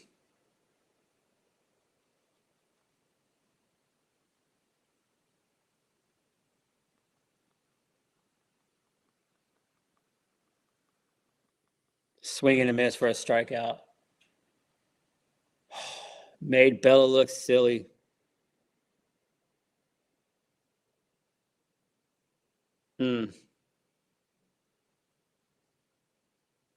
So going to the bottom of the fifth inning, Oklahoma's still down 3-2.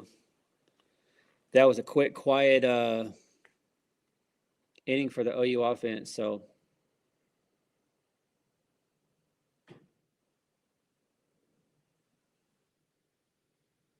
Slaggy, I don't think so. It's not official because we saw that play out in game one.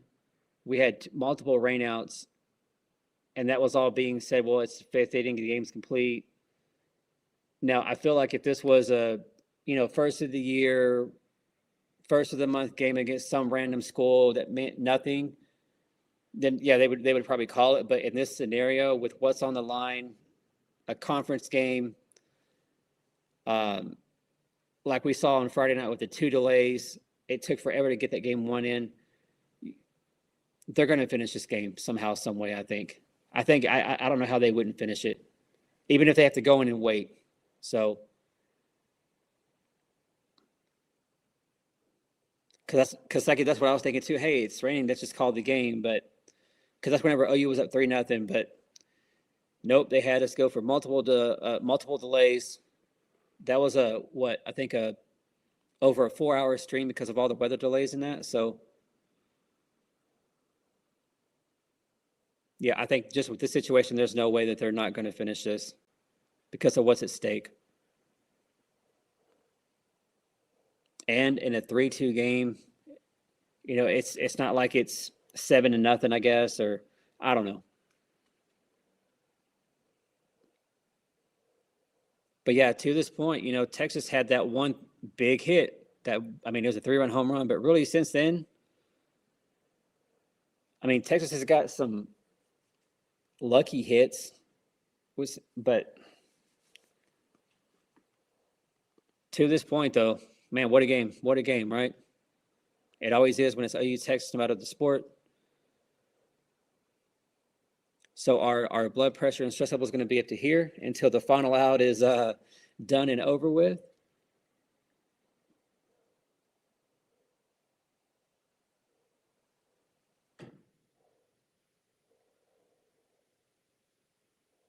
Oh, no. No brainer. Home run for Texas. Out over center field. So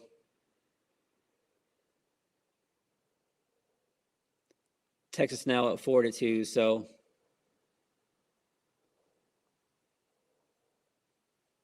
yeah, that was a no-brainer. You can't throw that right over the center like that, Berkeley. So I'm glad I don't have to hear the ESPN announcers and all that garbage because I'm sure they're kissing the ass of Texas and all that other BS going on. So I've gotten now, even when I'm not doing a live on ESPN, I just mute the TV. It's just easier to enjoy the game that way because the announcers, man, just it's annoying. It's frustrating. So.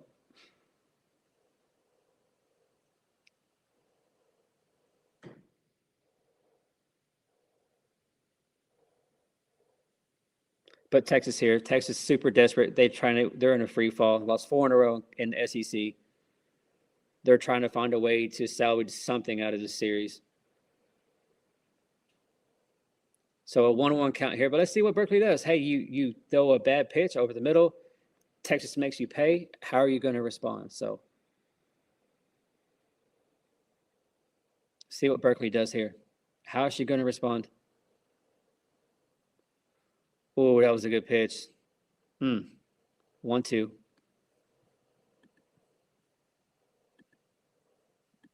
Change the score real quick.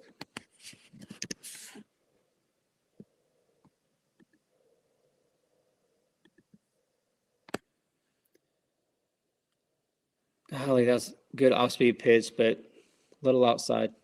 So a 2-2 count here for Berkeley Sakai. Bottom of the fifth inning, Texas up 4-2.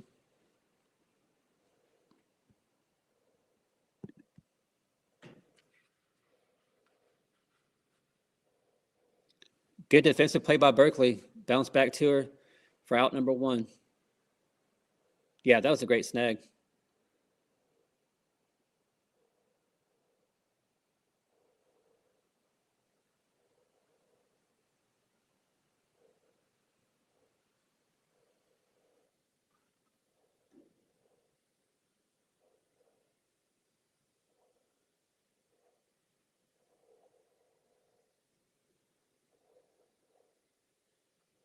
Good pitch. The Texas Clowns didn't think so, but 0-1 count here.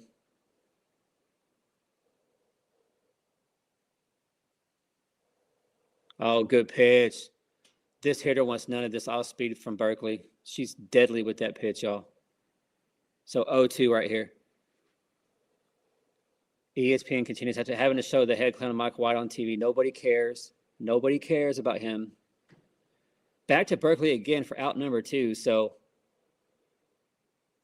yes, Berkeley gave up that solo shot, but man, I love the response. It didn't phase her, it didn't mess her up, didn't break her confidence. She's like, okay, no big deal. So after giving up a home run and then 2 quick outs, here comes Patty Gasso. So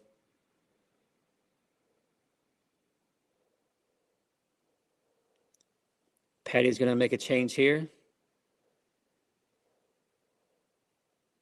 Here comes Alyssa Parker. So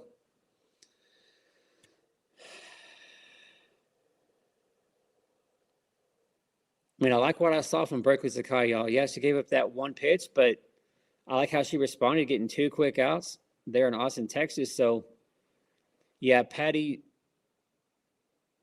of course, Patty wants to win this game, but she's kind of telling you with all the pitching changes going with all her going with KD and then Berkeley Zakai and now Alyssa Parker, this isn't a do or die game for Oklahoma. So I think she's looking at this as like, hey, if our offense can somehow tie the game or get us up, maybe then I'll bring in Audrey Lowry or Miley to shut it down. But if not, if the offense doesn't respond right here, hey, this is a great opportunity for me to give my young players a chance going against the most hostile crowd that they're going to see all season long, your arch rival. So that's what I think Patty's mindset is at this point. So we'll see. Is the offense going to respond here? Or are they just going to continue to help out Tegan and just struggle? So we'll see. We'll see.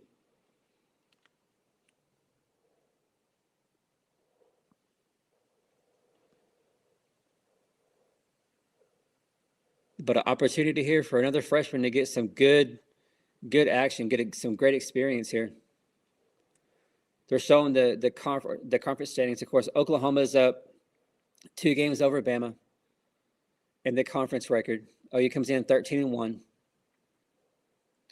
So we all need to be, I don't know what's going on with Bama Auburn, but man, it would be nice if Auburn could find a way to steal one from Bama in game 3 of that series.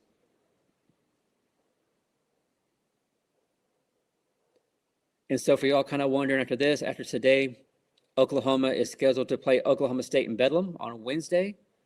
We'll see what the weather looks like midweek up there in Oklahoma City. And then next weekend, Arkansas comes into town. So next weekend, you have the spring game for Oklahoma. You have Arkansas coming in, which is going to be a top 6-7 matchup. So big weekend there in Norman next weekend. Swing and a miss. So like what I see from Melissa Parker so far, y'all. Bama's up 8-1. Okay, well, so yeah, and I was looking at Bama's schedule. They play a lot of the lower tier teams up until the last weekend whenever they have to go to Tennessee. So Bama's either going to be 1 game or 2 games behind us after this weekend. It's not going nowhere. It's not going nowhere. So it looks like going into that last weekend, it'll be OU Bama, fighting for that SEC regular season title.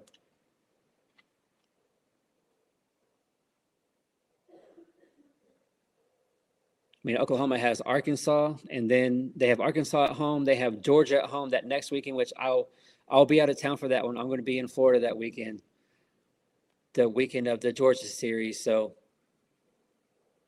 great play by Sid Barker at her knees.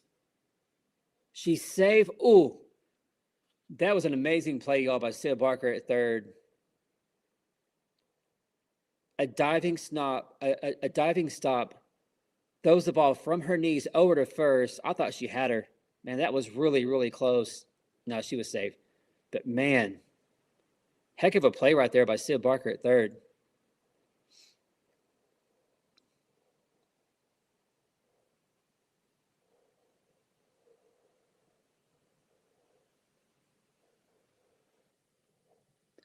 Ron, no. How? What are you talking about? If he's only up by one game over Bama,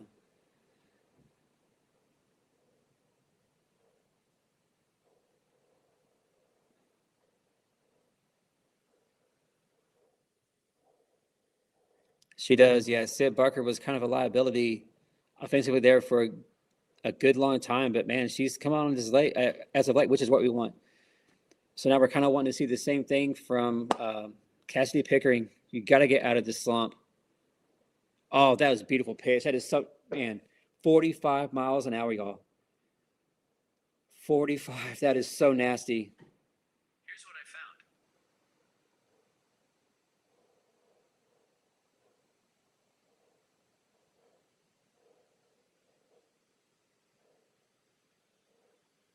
Good pitch. Another off speed, but able to foul that one off at 47 miles an hour. Incredible. Yeah.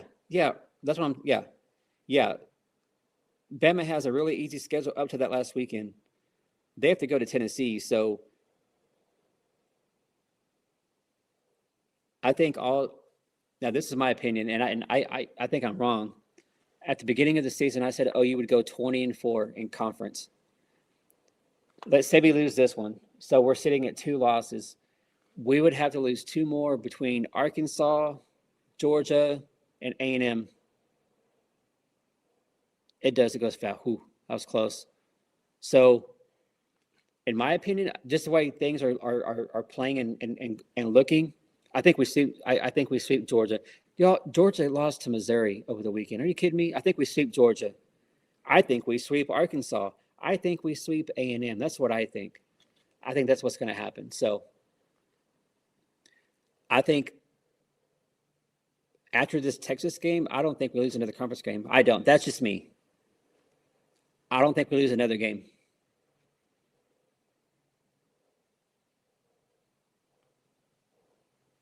Strikeout by Alyssa Parker. There we go. So a solo shot given up by Berkeley Zakai, a freshman, but then Patty brings in another freshman, does a good job, gets some outs. So Oklahoma now down 4-2 going to the 6th. Yeah, we have Georgia at home. We have Arkansas at home. A&M, I don't get their hype. I don't see it. I don't get it. They have a couple good hitters. That's it. I don't see. I think we sweep Georgia. We sweep A&M. The only series that I think we might maybe, I guess, would be next weekend against Arkansas. Maybe we lose a game there. I don't think so. I think we're going to get Arkansas's best shot in game 1, and it's not going to be enough. And I think we sweep Arkansas. Yeah, Teresa, and we're playing at home for all those games other than A&M, which I don't think is going to be much.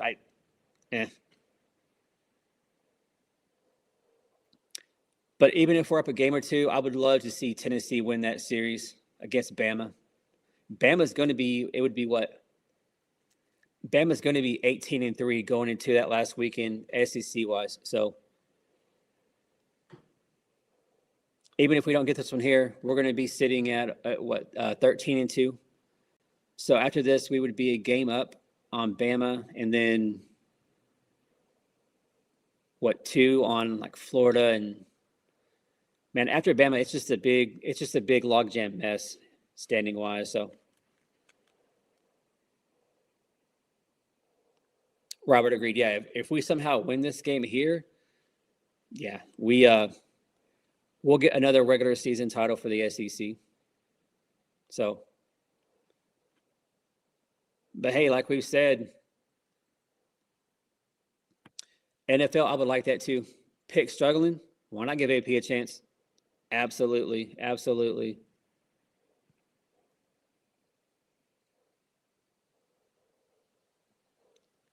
So Reginald thinks it's just going to be a rough inning, huh? Ron, you think A&M's going to be tough? Man, I just don't see it. Like, I've watched a lot of A&M this season. I don't see it. Now, of course, if we go and play to our opponent's level, and if we don't play our best game, then yeah. Alana with a hit to start the 6th inning, so there we go. Sid Barker coming to the plate. So Tegan Kavan still in the game. They are going to ride the heck out of Tegan's arm. She threw 145, I think, in game 1. She's up to 88 now. You know she's tired. So Texas is definitely desperate here.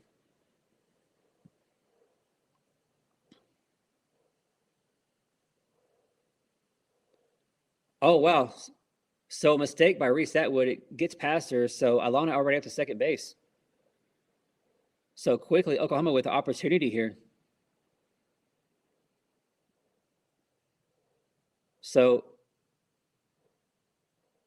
Alana here with a hit to start the 6th inning. Sid Barker. Ball gets past Reese Atwood. It goes behind her. So you here with the chance, y'all.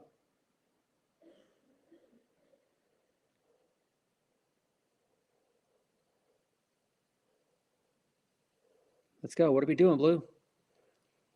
All right, so back to action. Top of the 6th inning, 4-2. Texas. We have a runner at second, no outs. Sid takes one low, so ball 2. Yeah, y'all, you ain't kidding.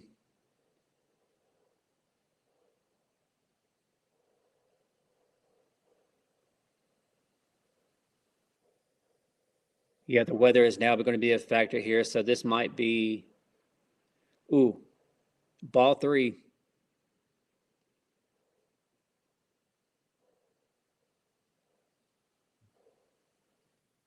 Come on, Sid. Come on, Sid. Find a way to pass the bat here. Let's go. Pass the bat. Let's keep this moving.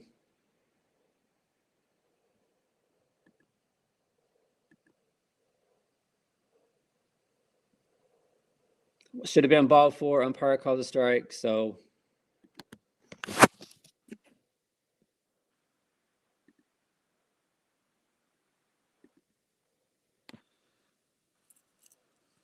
Come on, Sid here with the 3-1 count. Alana out there at second base. No outs. OU down 4-2. Oh, hard hit ball, but it goes foul down third base in foul territory. Man, if that would have been able to go fair, Alana definitely would have scored on that. I like the energy from the dugout, y'all. I like the energy from the OU dugout. So feel like mentally OU's in a good place right here. She does. She does. Sid Barker looks way more confident than what she has is here in the past few weeks. Absolutely. Hard hit ball out to deep left field, caught at the warning track. Alana's going to tag up and go to third. So that was a good productive out. Thought that was almost going to be a home run there for a second, but just not enough to get out. But productive out. Alana gets over to third. So with just 1 out, OU has a runner at third, down 2 here. So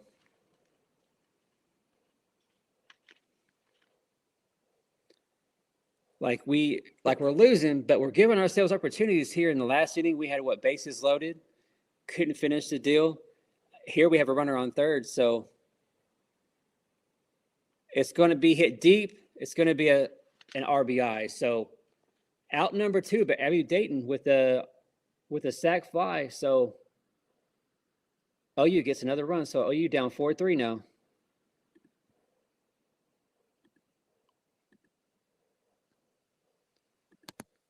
So again, Oklahoma down just a run again.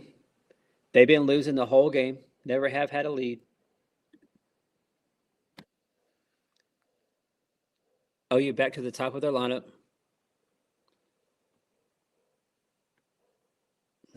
A ball that goes wild in the dirt. So 1-0 count. Man, y'all, Reese is going to throw her, or Reese, Tegan's throwing her 100th pitch here. Crazy. It's like, yeah, she is. Kai Kai is due. Absolutely.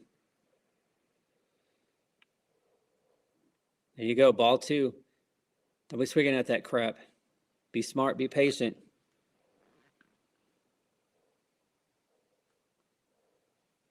Here comes the Texas pitching coach.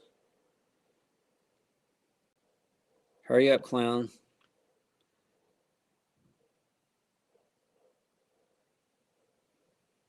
Plank saying that there's lightning in the area and the weather's in the area.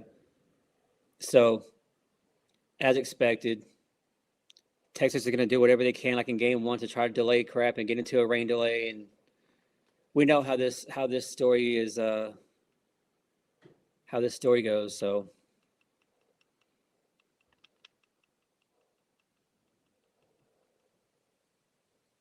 yeah, OU here with some momentum. Tegan, not her best anymore. We're just down a run, so let's try to get this one back. Come on, Kai. 2-1. Robert, we saw that in full force on Friday night for sure. So, oh, yeah.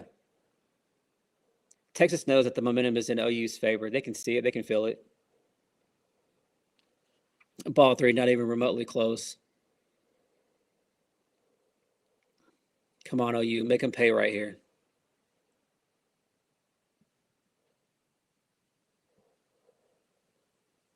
Frank could have drove that one. Yeah. Yeah.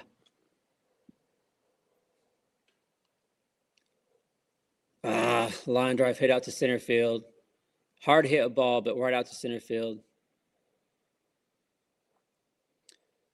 So Oklahoma gets back one, but we're still down 4-3. So it's going to take some Sooner magic in the seventh inning for OU to at least tie this game.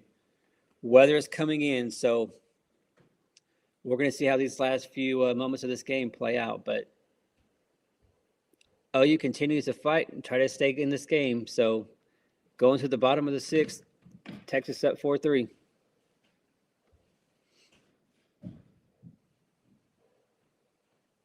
CJ, I sure hope not. I sure hope not. Give somebody else a chance. How about Lexi McDaniel, Tia Malloy? Pick's just not getting it done at the plate. You know, it's just not her weekend. It happens. You're gonna have your ups and downs, and this weekend it's not Pick's weekend. You know, she's struggling. Yeah, Bill, got to see some Sooner magic in the seventh if we're gonna try to get this sweep. But I'm always gonna have faith. Always gonna hope that it's gonna get. Hope that it's gonna get done because we've seen it happen 1,000 times with Oklahoma and the Sooner Magic and Petty Gasso. So OU is never out of the game until the last out is made. So, but hopefully with the weather that's coming in, storms are coming in. We need a really quick bottom of the sixth inning here. Get back in the dugout and see if we can't tie this game up. Maybe take the lead in the seventh. So, Robert, I'm with you. Absolutely. Alyssa Parker hit for Cassidy. Absolutely.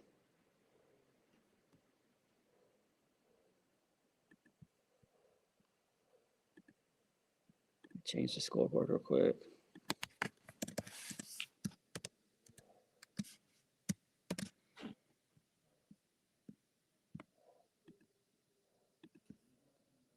Oops. There we go. So Texas has to go to South Carolina, Ole Miss. They're going to get the. I'm sorry. That's what they've already done. I didn't see who else Texas plays after this weekend. But Texas, though, if they're going to try to get back into the upper tier of SEC softball, they got some work to do. It's a big logjam there between Florida, Texas, Arkansas, A&M. It's a big logjam up there. So, Alyssa Parker in the circle here in the bottom of the sixth, strike one.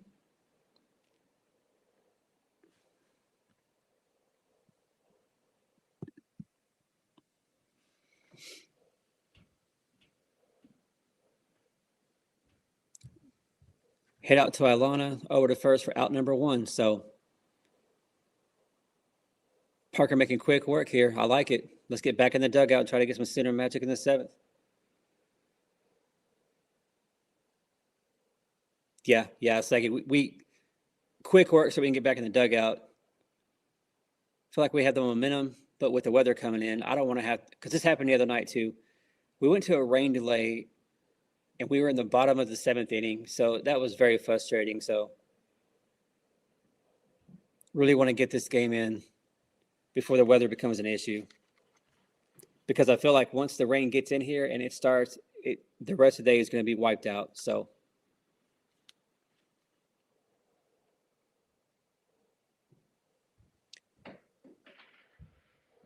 I didn't like how Katie Stewart did that. She hit a no-brainer, but just stood there and looked at it. All I'm going to say, Miss Stewart, is karma. Karma's going to come back to get you on that. You do know that, you just came in and whipped your guys' ass twice, right? You're not winning the series, but that's cute. Real cute there, Katie Stewart.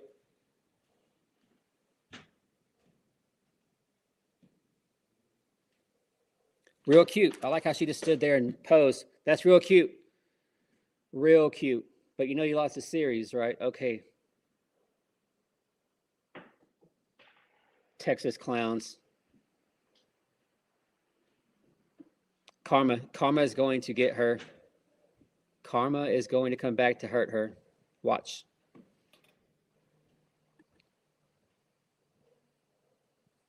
Yeah, no matter what here, Patty's going to ride Alyssa Parker here the rest of the game, or the rest of the outs here, whether this goes good or bad.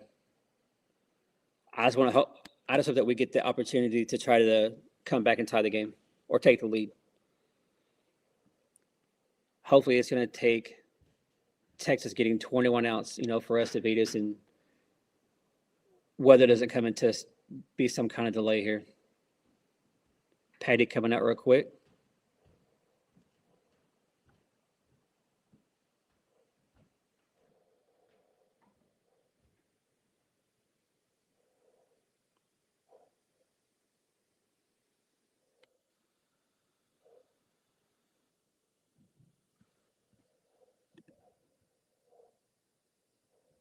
Right, CJ, right, yeah. Does Katie Stewart not know that we already beat you twice at your home plate? At your home, but that's real cute.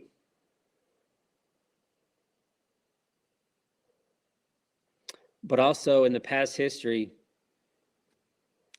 Texas wins this, okay. Because last year we saw Oklahoma sweep Texas in the regular season. Texas got us in the World Series. The year prior to that, the same thing happened, just the opposite. Texas swept us, but we got them in the World Series. So this here going 2-1 in OU's favor, okay. But if we don't win this series, or if we don't get the sweep, it's okay. It's all good. We can learn from this. This is a very young team. I think we learned a lot about our team moving forward. Love what I see. So not getting the sweep is disappointing, but getting the series win was huge, though. Huge for this team. The growth, the maturity, the confidence. So I like where we are. I like where we are at this point in the season. Ground ball out to Gabby Garcia for out number 2. So here we are. Texas up 5-3, bottom of the 6th, 2 outs.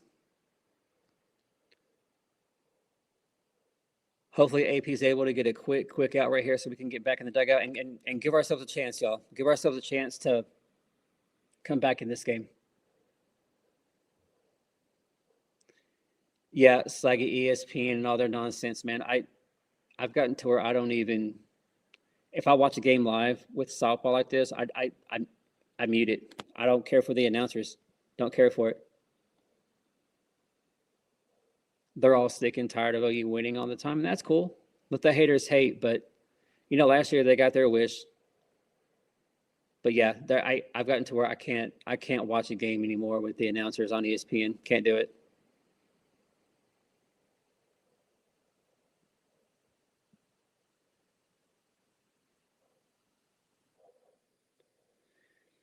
No, Reginald, they're going to go out there. No matter what happens here, they'll go out to the circle and pray. They will. But I'm just saying, just how Katie Stewart, Katie Stewart hit that bomb. That's great, cool. But just how she acted after she hit it, there with the stop and she posed. You don't think everybody from Oklahoma didn't see that? So at some point, Karma's going to get her on that, I think. She hit that acting like they were going to sweep Oklahoma with that home run or something. You know what I mean? Like, come on, don't be a clown. But your coach is the worst clown there is. He's the biggest clown in the country. So, I mean, I guess you learn from your coaches, right? So, way to be a clown right there.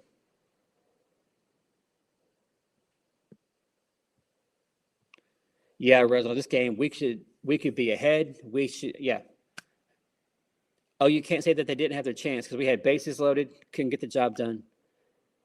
We got one run back last inning, but yeah, we've had opportunities and just not able to get it done today. So, but Sooner Magic, you never know. We have one more chance to try to make a comeback on this. So full count here, 2 outs, bottom of the 6th inning. Oklahoma at 5-3.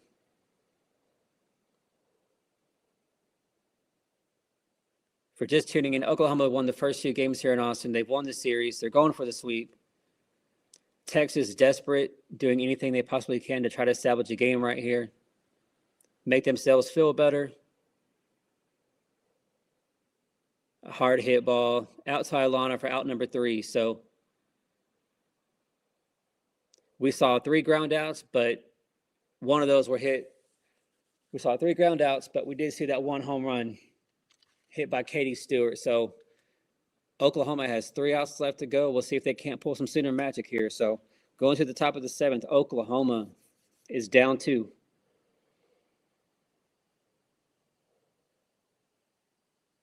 Yeah, we should be ahead. Just didn't take advantage of opportunities.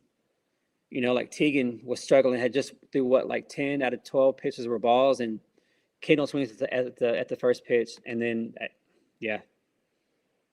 But it's all right. It's all good, you know. I thought going into this series, I thought we were going to win this series, but I didn't think we were going to sweep Texas. So I still think come Tuesday, hey, we're ahead and we're still first in the SEC. We'll be 13-2 if we can't get it done here. I think we go to number 1. Tech took a loss, but we go down to Austin. We win 2 of 3 against your arch rival on the road. I think we take the top spot. Now tomorrow you're going to see some rankings come out called Softball America.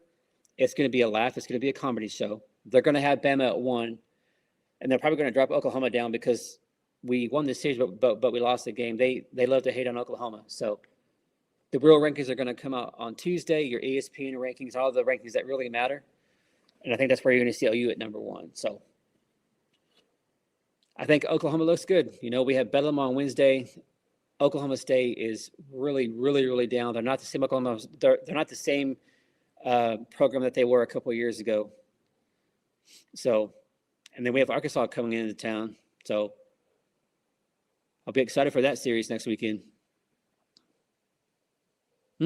Well, now see, even the ESPN announcers that are doing this game, I saw that a little bit last night on some of the highlights. They were like, yeah, if the winner, if Texas wins this, or if OU wins this series, and even if they lose the game, they're going to be number 1. So even ESPN is saying it. So 9-1. Are you talking about Bama and A&M, Robert?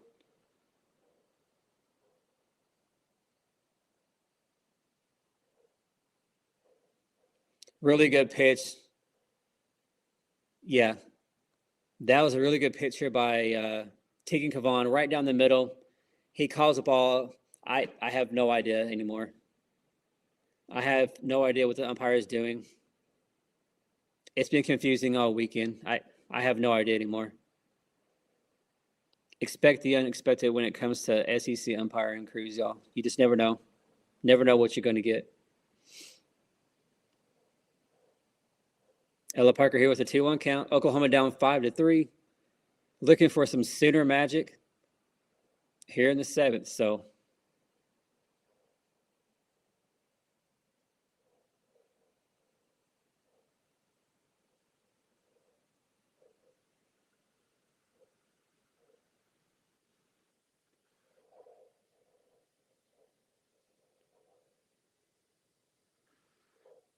Bill agreed. The whole ranking thing, does it really matter? What's tomorrow, April 13th? Does it really matter? No. And you're right, it doesn't matter, but it's always good it's always fun for us to talk about, right? Just something to talk about.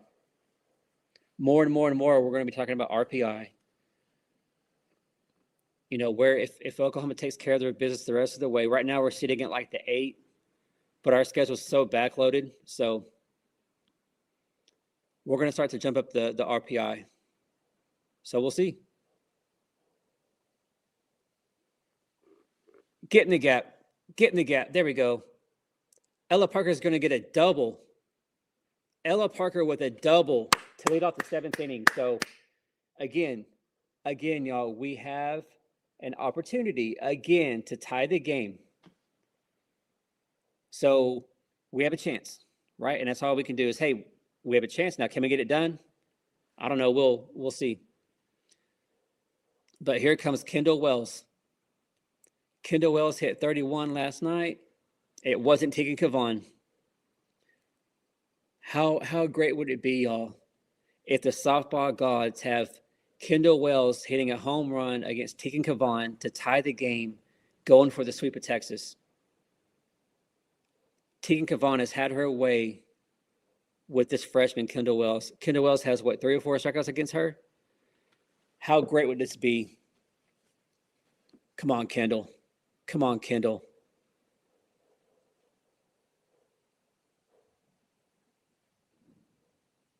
It's going to be a pop-up in foul territory. There's enough room. Dude, Katie Stewart. Not a fan.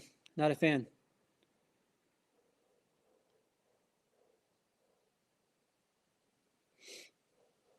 Come on, Gabby Garcia. We saw Gabby Garcia hit a home run on Friday night against Tegan, so we know that Gabby can do it.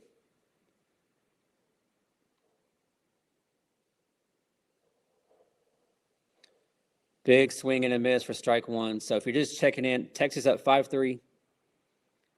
Texas down to, or Oklahoma's trying to get some Sooner magic. We're down to our last 2 outs. Tying run at the plate. Runner out there at second, 1 down. 1-1 count.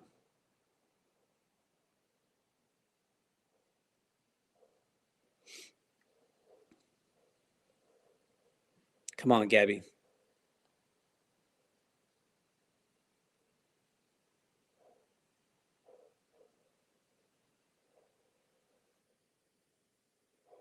Ball up high, 2-1. Come on, Gabby. Patience. We will take a walk here too. Be smart. Be patient.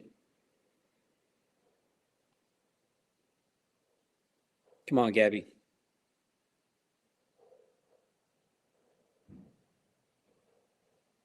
Strike 2, right down the middle. At 72 miles an hour. Man, y'all, Tegan Kavan has thrown 260 pitches against us. That's crazy. Crazy.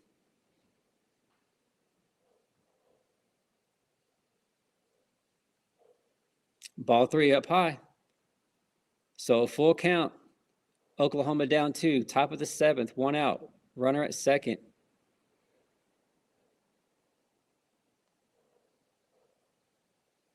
Just like the first 2 games, it's going to come down to the 7th inning. Get out of here. Sooner magic, baby. Sooner magic, baby. Take that, Katie Stewart. I told you, karma. Look at that. Sooner magic. Sooner magic in the 7th, 5-5 game. Man, karma came back quick there, Katie Stewart. But I appreciate you giving Oklahoma some extra momentum right there with your cockiness and your nonsense. Appreciate you. A shot by Gabby Garcia over right center, a no-brainer out to the trees. What do y'all think about that, baby? Sooner magic.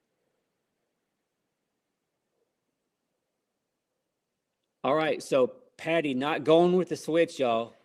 Cassidy Pickering is still in the game. So what do y'all think? What do y'all think? Yeah, well, yeah. What now? What if the rain comes? Because I think y'all, once the rain comes right here, the rain's not going anywhere. There's no way they're going to get this game in today. It's not going to happen. But Oklahoma with some Sooner magic to tie this game in the 7th. Unbelievable. Let me change the scoreboard real quick.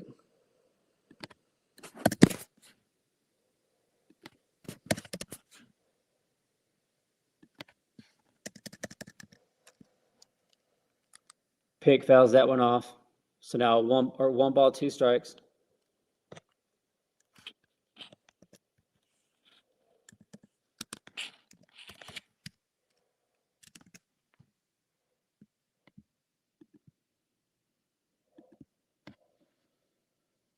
Bounces up the middle, cut off it short. Run it out, Cassidy.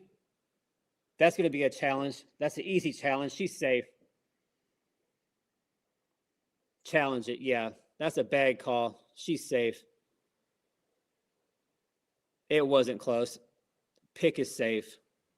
That was a bad call. Yeah, instant challenge. I don't think she was at it first there, y'all. Let's see. They're showing the replay. They're going to slow it down. She's safe. She's safe. She's safe. It's bang, bang. But she's safe.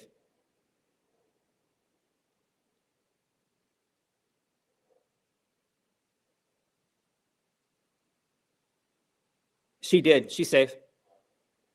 She's safe. Yeah, safe. Yeah. Yeah, she was safe. I'm so happy for Pick. You could tell Pick wanted to hit so bad. She gets a smile on her face. That's what you want to see. Pick's been struggling, but I like that. It's only a single, y'all, but for her confidence, that's massive. All right, here we go. Here comes the Texas pitching coach. Here we go. It's Tegan Dunn.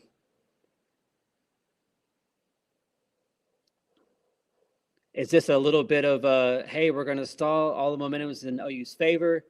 They tied the game. Now they have the Tia Malloy's coming in. So Gabby Garcia with a 2-run bomb. Pitt gets an infield hit. All the momentum is in Oklahoma's favor. The Texas pitching coach comes out to talk to her pitcher, Tegan Cavan. Tegan's going to stay in. So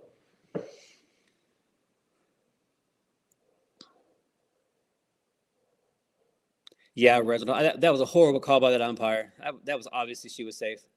So Bella Emmerling, we've seen her do it before. She did it the other night. She got a home run on Tegan. So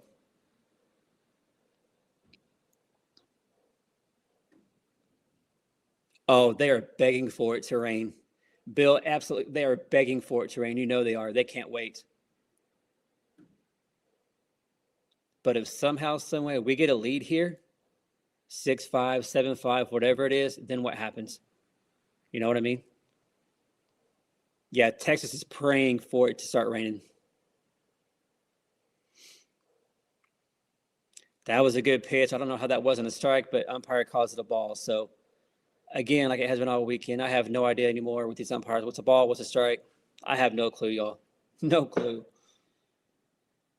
CJ, great point. Do not leave early.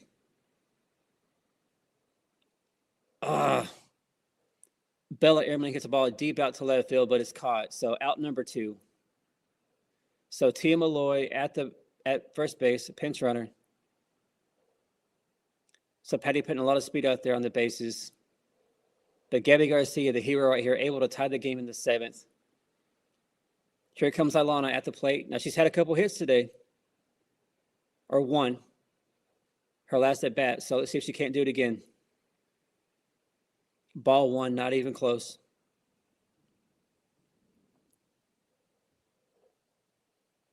CJ, I sure hope so. I sure hope so. Yeah, Teresa. That was great hustle by Pick. Hopefully that gets her turned around.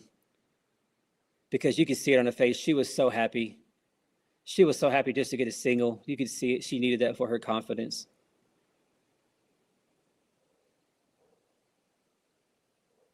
Ooh, Psyche, that's a good question. I think it'll be either Molly or Audrey. Good pitch, 2-1. It has to be Miley or Audrey Lowry. It has to be. I would go Miley, but that's just me. Yeah, if we have a lead, it's going to be Audrey. I can see that. But yeah, it's not going to be Alyssa Parker.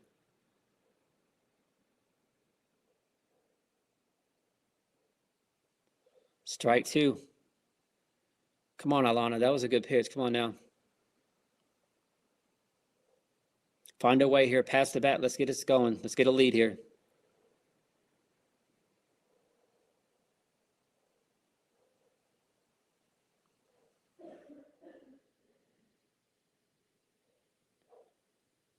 Oh, good catch by this outfielder there in center field. Runs in to catch it. So, but the damage is done, y'all. Oh, you found a way. Some center magic to tie the game. So going to the bottom of the 7th, tie game here in Austin. Oklahoma going for the sweep of Texas. Texas desperately finding some way, hoping for a miracle to get a game in this series so they can feel better about themselves.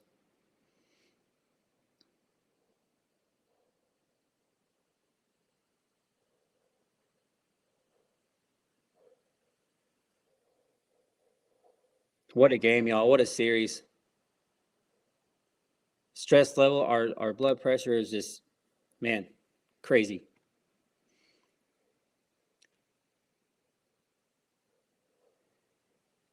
Yeah, so CJ, talk about Plank. Plank, what's funny is Plank is sitting outside the stadium. A lot of the stadiums here in the SEC, the opponent's radio crew, they have to sit outside the stadium. There's no room for them inside in the press box. Now, of course, at Oklahoma, we had that for the opponents that come in, but a lot of these stadiums, like Texas, whenever they were there at Bama, their radio crew had to sit outside there in Tuscaloosa. So, yeah, it's just weird to see that the opponent's radio crew has to go outside. Crazy. Reginald, I would expect to see small ball. Absolutely. They're going to try anything and everything to somehow try to get a run across the board to win this.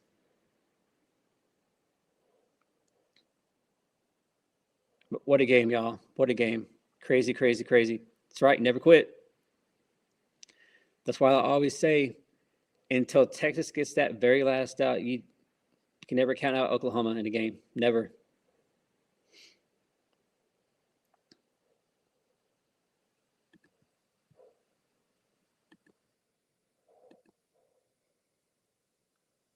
All right, so Audrey Lowry coming in to try to keep this game tied, go to extras. I like it. Either one, Miley or Audrey. I didn't care either one. I like that. The 5, 6, 7 here for Texas. So let's see if Audrey can't come in here, find a way to get the job done and take us into extras. It's just a matter of time now before the rain really starts getting there. So strike 1 for Audrey Lowry. We saw her come in last night to save game 3. OU got the 4-3 victory last night to win the series.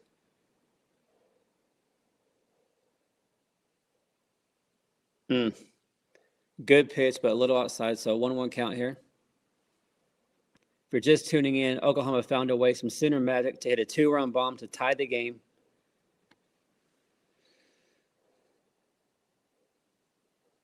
Ball's hit out to center field. Comeoner in for the catch, so out number 1.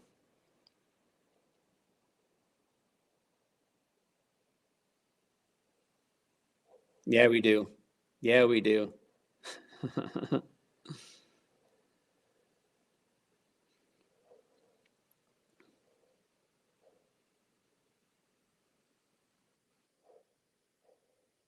Come on, Audrey. Pitch 1, hit over to Gabby at short for out number 2. So, man, y'all, in 4 pitches, 2 outs. So Audrey Lowry making quick work of Texas here. Holy cow. But still, Audrey has to get one more out, though. The job is not quite done here yet. Trying to get Oklahoma here in the extras against Texas.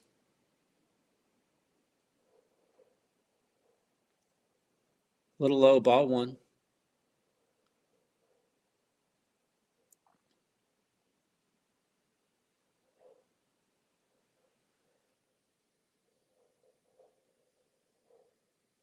Mike White's on the phone with SEC headquarters. Hey, guys. Swing and a miss. 1-1 count.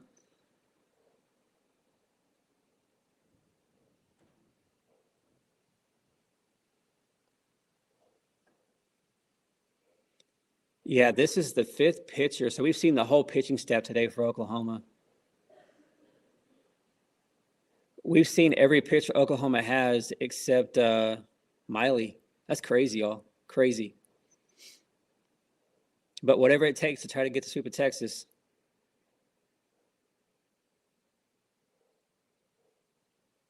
Strike two on the inside corner. I like that. Good pitch. 2-2.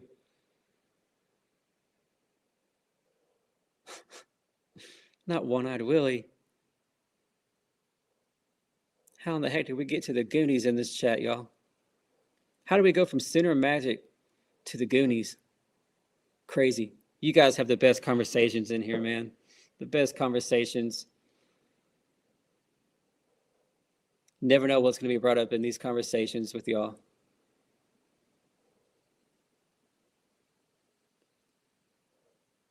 Oh, good play, but it bounces over into foul territory. Man, good play by Sid Barker. Would have been in the third out, but it goes foul. Dang. So a full count here, 2 outs, bottom of the seventh. Tie game here between Oklahoma and Texas. Audrey Larry came in looking to get us into extra innings. Another foul ball. Dang. It's always in good fun. Absolutely. Absolutely. It's all good, guys. It's all good.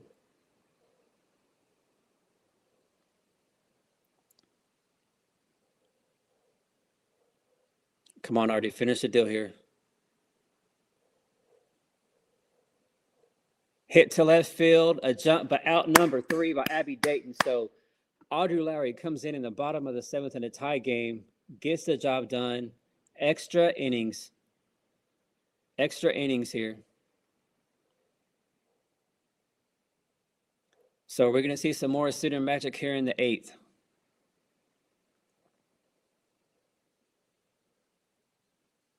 Yeah, good catch. She had to go up there and jump it for that one. But Abby Dayton gets the catch there for out number 3. What a crazy game, y'all. Texas with the lead the whole game until the top of the 7th inning. Gabby ties it up. Now we sit at 5-5. Patty has used her whole pitching staff today other than Miley Wachenio. So whatever it takes to get the sweep of Texas. And so here we are now going into extra innings, hoping that the weather stays away long enough. At this point, Mike White in Texas and ESPN are just hoping and praying that the rain gets here before OU can get a lead, because if not, they're going to lose their mind.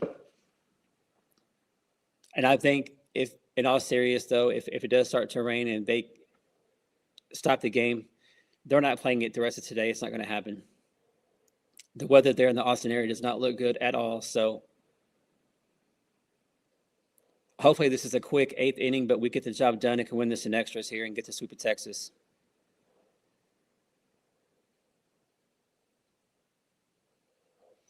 Man, Slaggy, I know that's possible. Man, I would hope not. Now, yeah, of course, Mike White would be begging for that. Mike White would be begging for that. Of course he would. But didn't that happen last year too with the standings? Didn't A&M, I think, have a tie or something, and that helped them? I think. So, I mean, I know it's possible. But I'm pretty sure last year A&M had that where they had a tie, and so it kind of helped them standing-wise. But we'll see. We'll see here. Hopefully, you can get Center Magic here in the 8th, and we can get out of here with the sweep.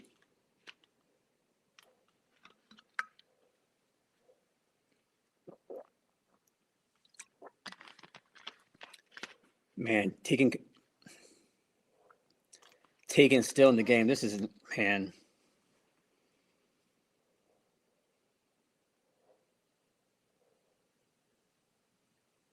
Tegan Kavan now has thrown 275 pitches against us, y'all. 275 pitches in 3 days. Crazy. 2-0 count here to Sid Barker. These pitches aren't even close. Man, Tegan is exhausted. Talk about needing a recovery day tomorrow. Holy cow. Sid Barker with a foul ball there past Coach Gasso at third. So 2-1 count here. Robert, you ain't lying. I don't know who Texas plays midweek or next weekend, but man, she better get some rest and recovery. Dang. And here comes some rain. Plank is talking about it now, so 3-1.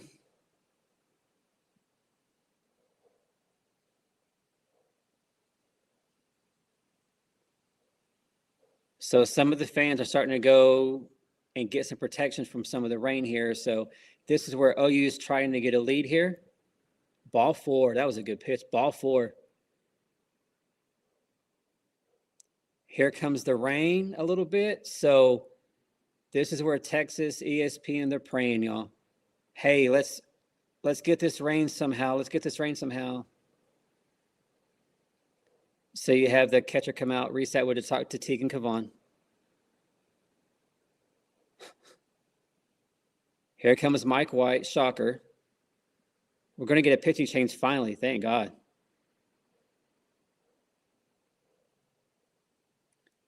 So, I mean, a great day for Tegan Kavan. Great day. Man, here comes the rain. Here comes the pitching change. So, Texas is going to take their sweet time with this pitching change, trying to hope that the rain or something comes in so they can just call the game, delay it.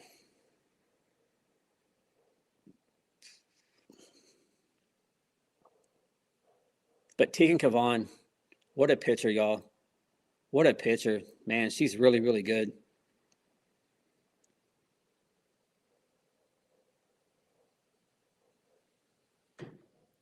So Texas here with the pitching change in the top of the 8th, a tie game.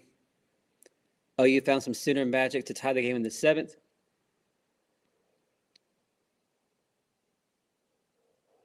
Brentley Gonzalez, a transfer pitcher from Tech, coming in here for Texas. Comes in with the 3.17 ERA. Looking to find a way to stop the Sooners here. So we'll see what happens. So, oh, yeah. You like how that worked? Pitching. Hey, it's starting to rain now. Hey, let's go out and do a pitching change. Yeah. Mike White and Texas are praying anyway somehow to get to a delay. That's what they're praying for.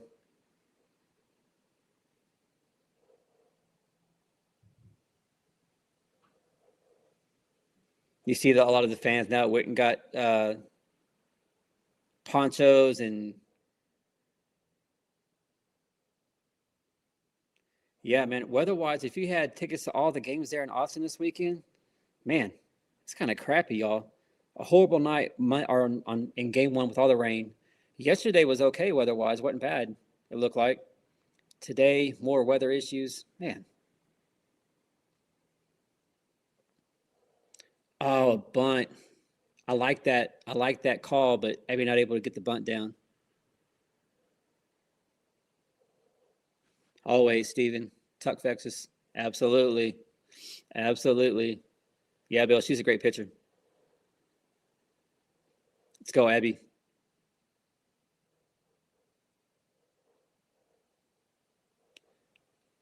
Oh, the bunt gets put down, but it goes foul. So, man.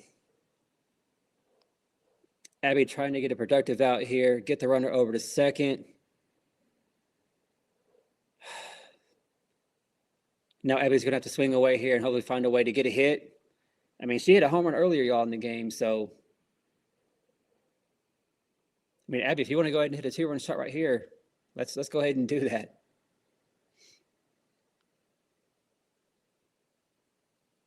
Blown away, ball 1 at 48 miles an hour. Wow.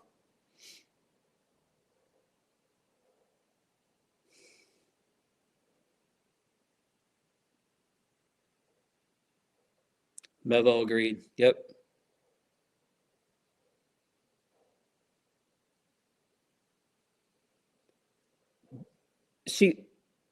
Ooh, great play by the second baseman over to first to get Abby Dayton. Man, that was a bang bang play. That was really, really close. But good job by Abby Dayton. She's out. She gets the out, but able to get the runner over there to second base. So Sid Barker at second, one out here for Oklahoma in the eighth.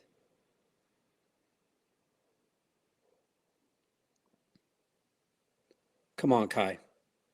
Come on, Kai. A good hit here is going to score Sid Barker.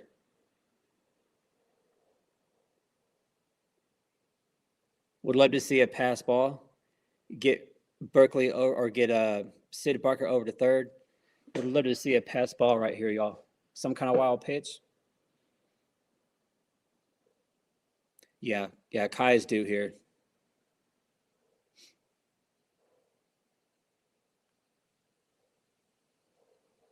Ball two in the dirt. So 2-0 count here for Kai Miner, one out, one on at second base. Extra innings here, 5-5 game. Oklahoma going for the sweep of Texas.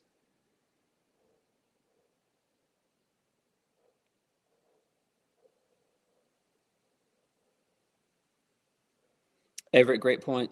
Everett, yeah, great point right there. Everybody getting a chance to play in a high pressure situation. Great experience. Great point there, Everett. Absolutely. Yeah, Bill. I wish we had Tegan Kavan, right? Another foul ball by Kai. Tegan Kavan would look pretty good in some crimson and cream, wouldn't she?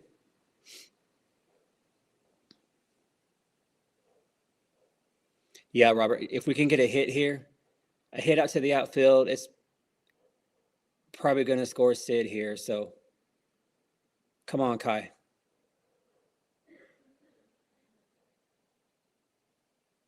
Ball three. So I would not mind a walk right here, runners at first and second, and you're bringing up Ella Parker. I will take that. I will take that. Come on, Kai.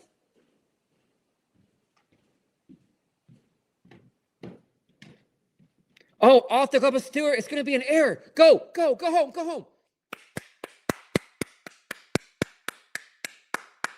Job done. That's what you get. I told you, Stewart. Karma. The ground ball bounces off of her glove at first base, goes out towards second, out to the outfield. Sid Barker able to score. Big error right there by Stewart. Goes off her glove all the way out there to right field. No play. Sid scores all the way home. Gets home from second base. So Oklahoma, for the first time today, is up in this game.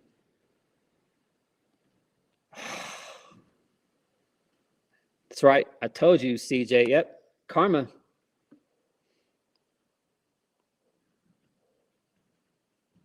Come on, Ella. Keep this on. Keep this going. Off speed, good pitch.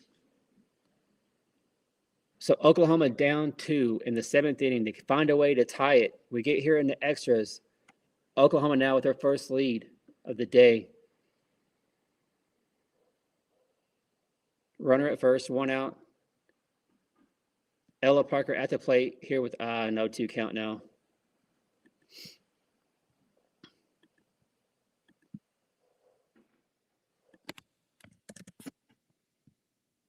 Change the scoreboard real quick.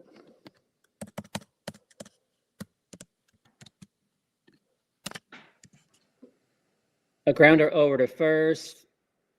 Just gets Ella Parker. Advances the runner over to second. So again, we have another runner in scoring position. Kai Miner. Here comes Kendall Wells. Come on, Kendall.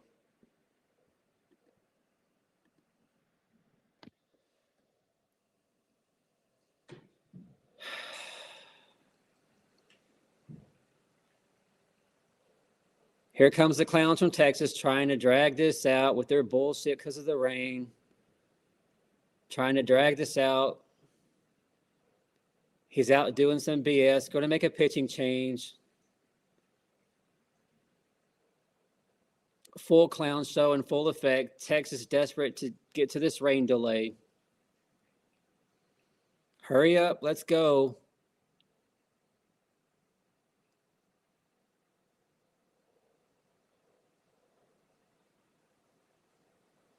So if you're just checking in, maybe you're watching it earlier, Oklahoma's been down the whole day.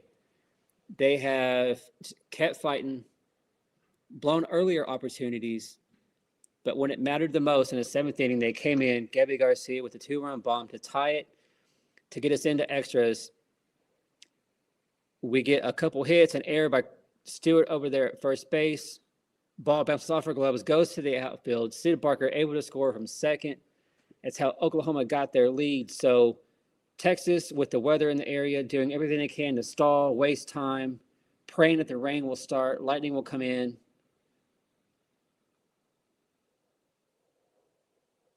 So Kendall Wells coming up to hit here. See what she can't do.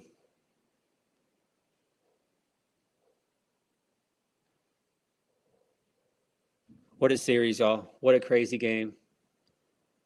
Clown show in full effect. It still doesn't matter. OU still getting the job done so far.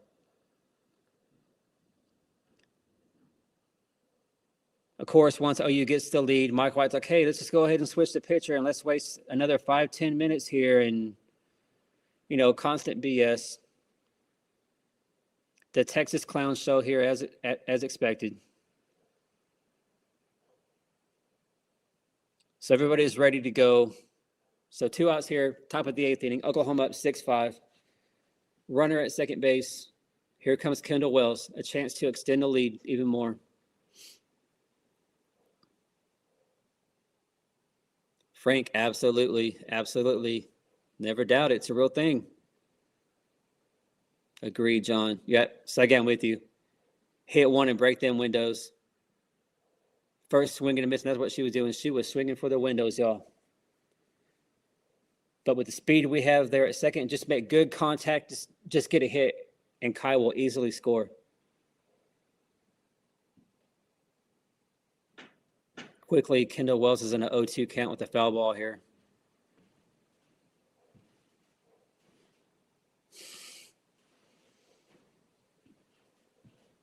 Everett, man. Come on, Kendall. Kendall's going to fly one out to left field for out number 3, but the damage was done. Oklahoma down the whole time, all day long, has the lead going to the bottom of the 8th. So I would expect we see Audrey Lowry. So Oklahoma, somehow, some way, is 3 outs away from getting a sweep of Texas there in Austin. Just need the weather to stay away for another 5-10 minutes. Let's have a quick 8th inning, and let's get out of here.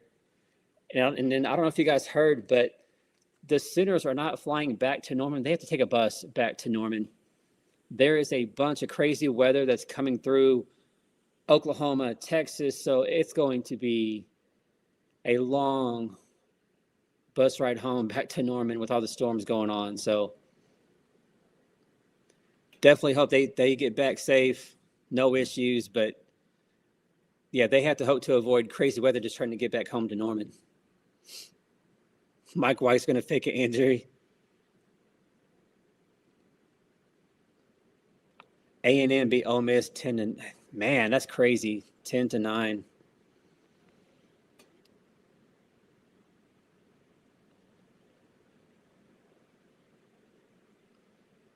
Reginald She will. That's just going to be a constant work in progress with Kendall's, patience. So.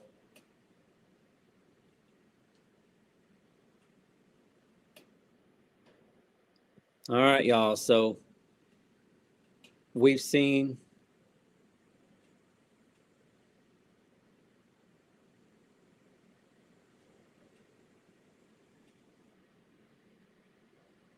let's go. Let's get this game over with before the rain comes in. Here comes Audrey Lowry. So yes, that's going to be a rough Yes, agreed. It'll be a happy bus ride, but just man, weather-wise, man.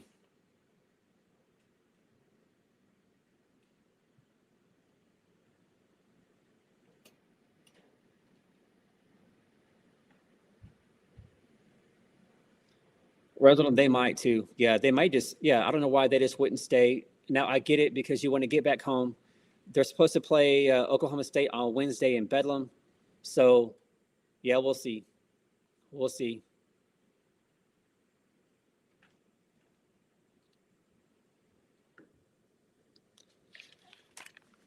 Let's go, Audrey.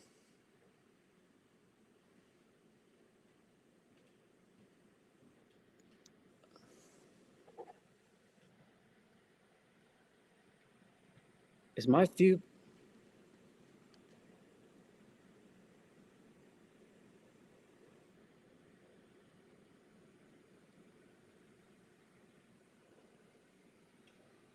Are you kidding me? A home run by Texas. Well, looked like it was going to be a pop out the ball, just kept carrying. And so now we're tied. A shift in the wind and it carried the ball out. What happened? I don't have the live. It was on ESPN and then what the heck?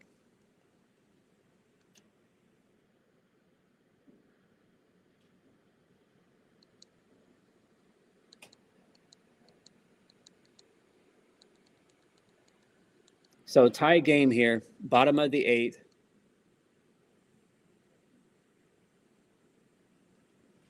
I'm trying to figure out where they moved the game to.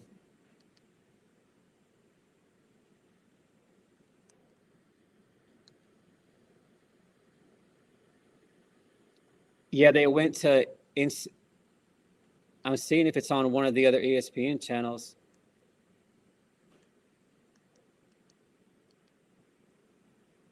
So out number one, a pop up to Bella Ermling. So tie game here in the bottom of the eighth. Did the game just go to ESPN Plus?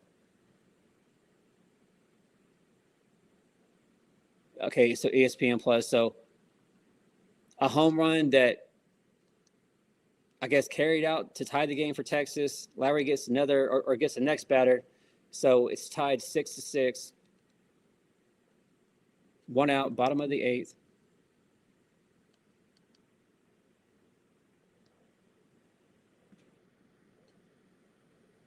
So I'm trying to just get it over to ESPN Plus real quick. Oh, it's on ESPNU? What the heck?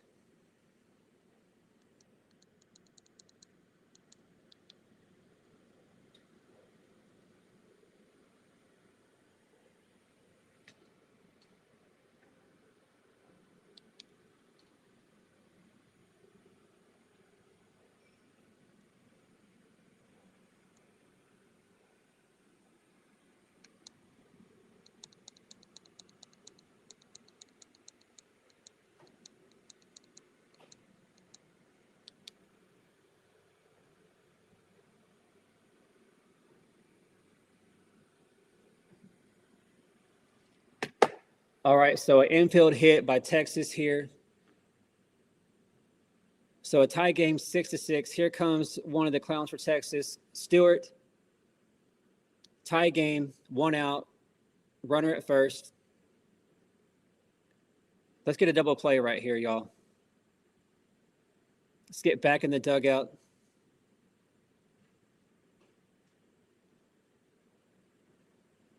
First pitch is outside.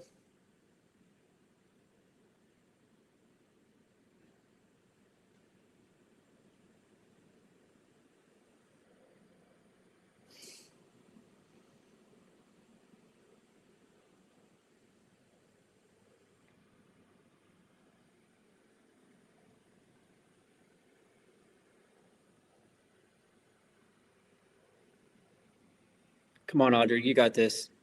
2-0 count here for Audrey. Tie game, bottom of the eighth. Stewart just hits a bomb. Ball game.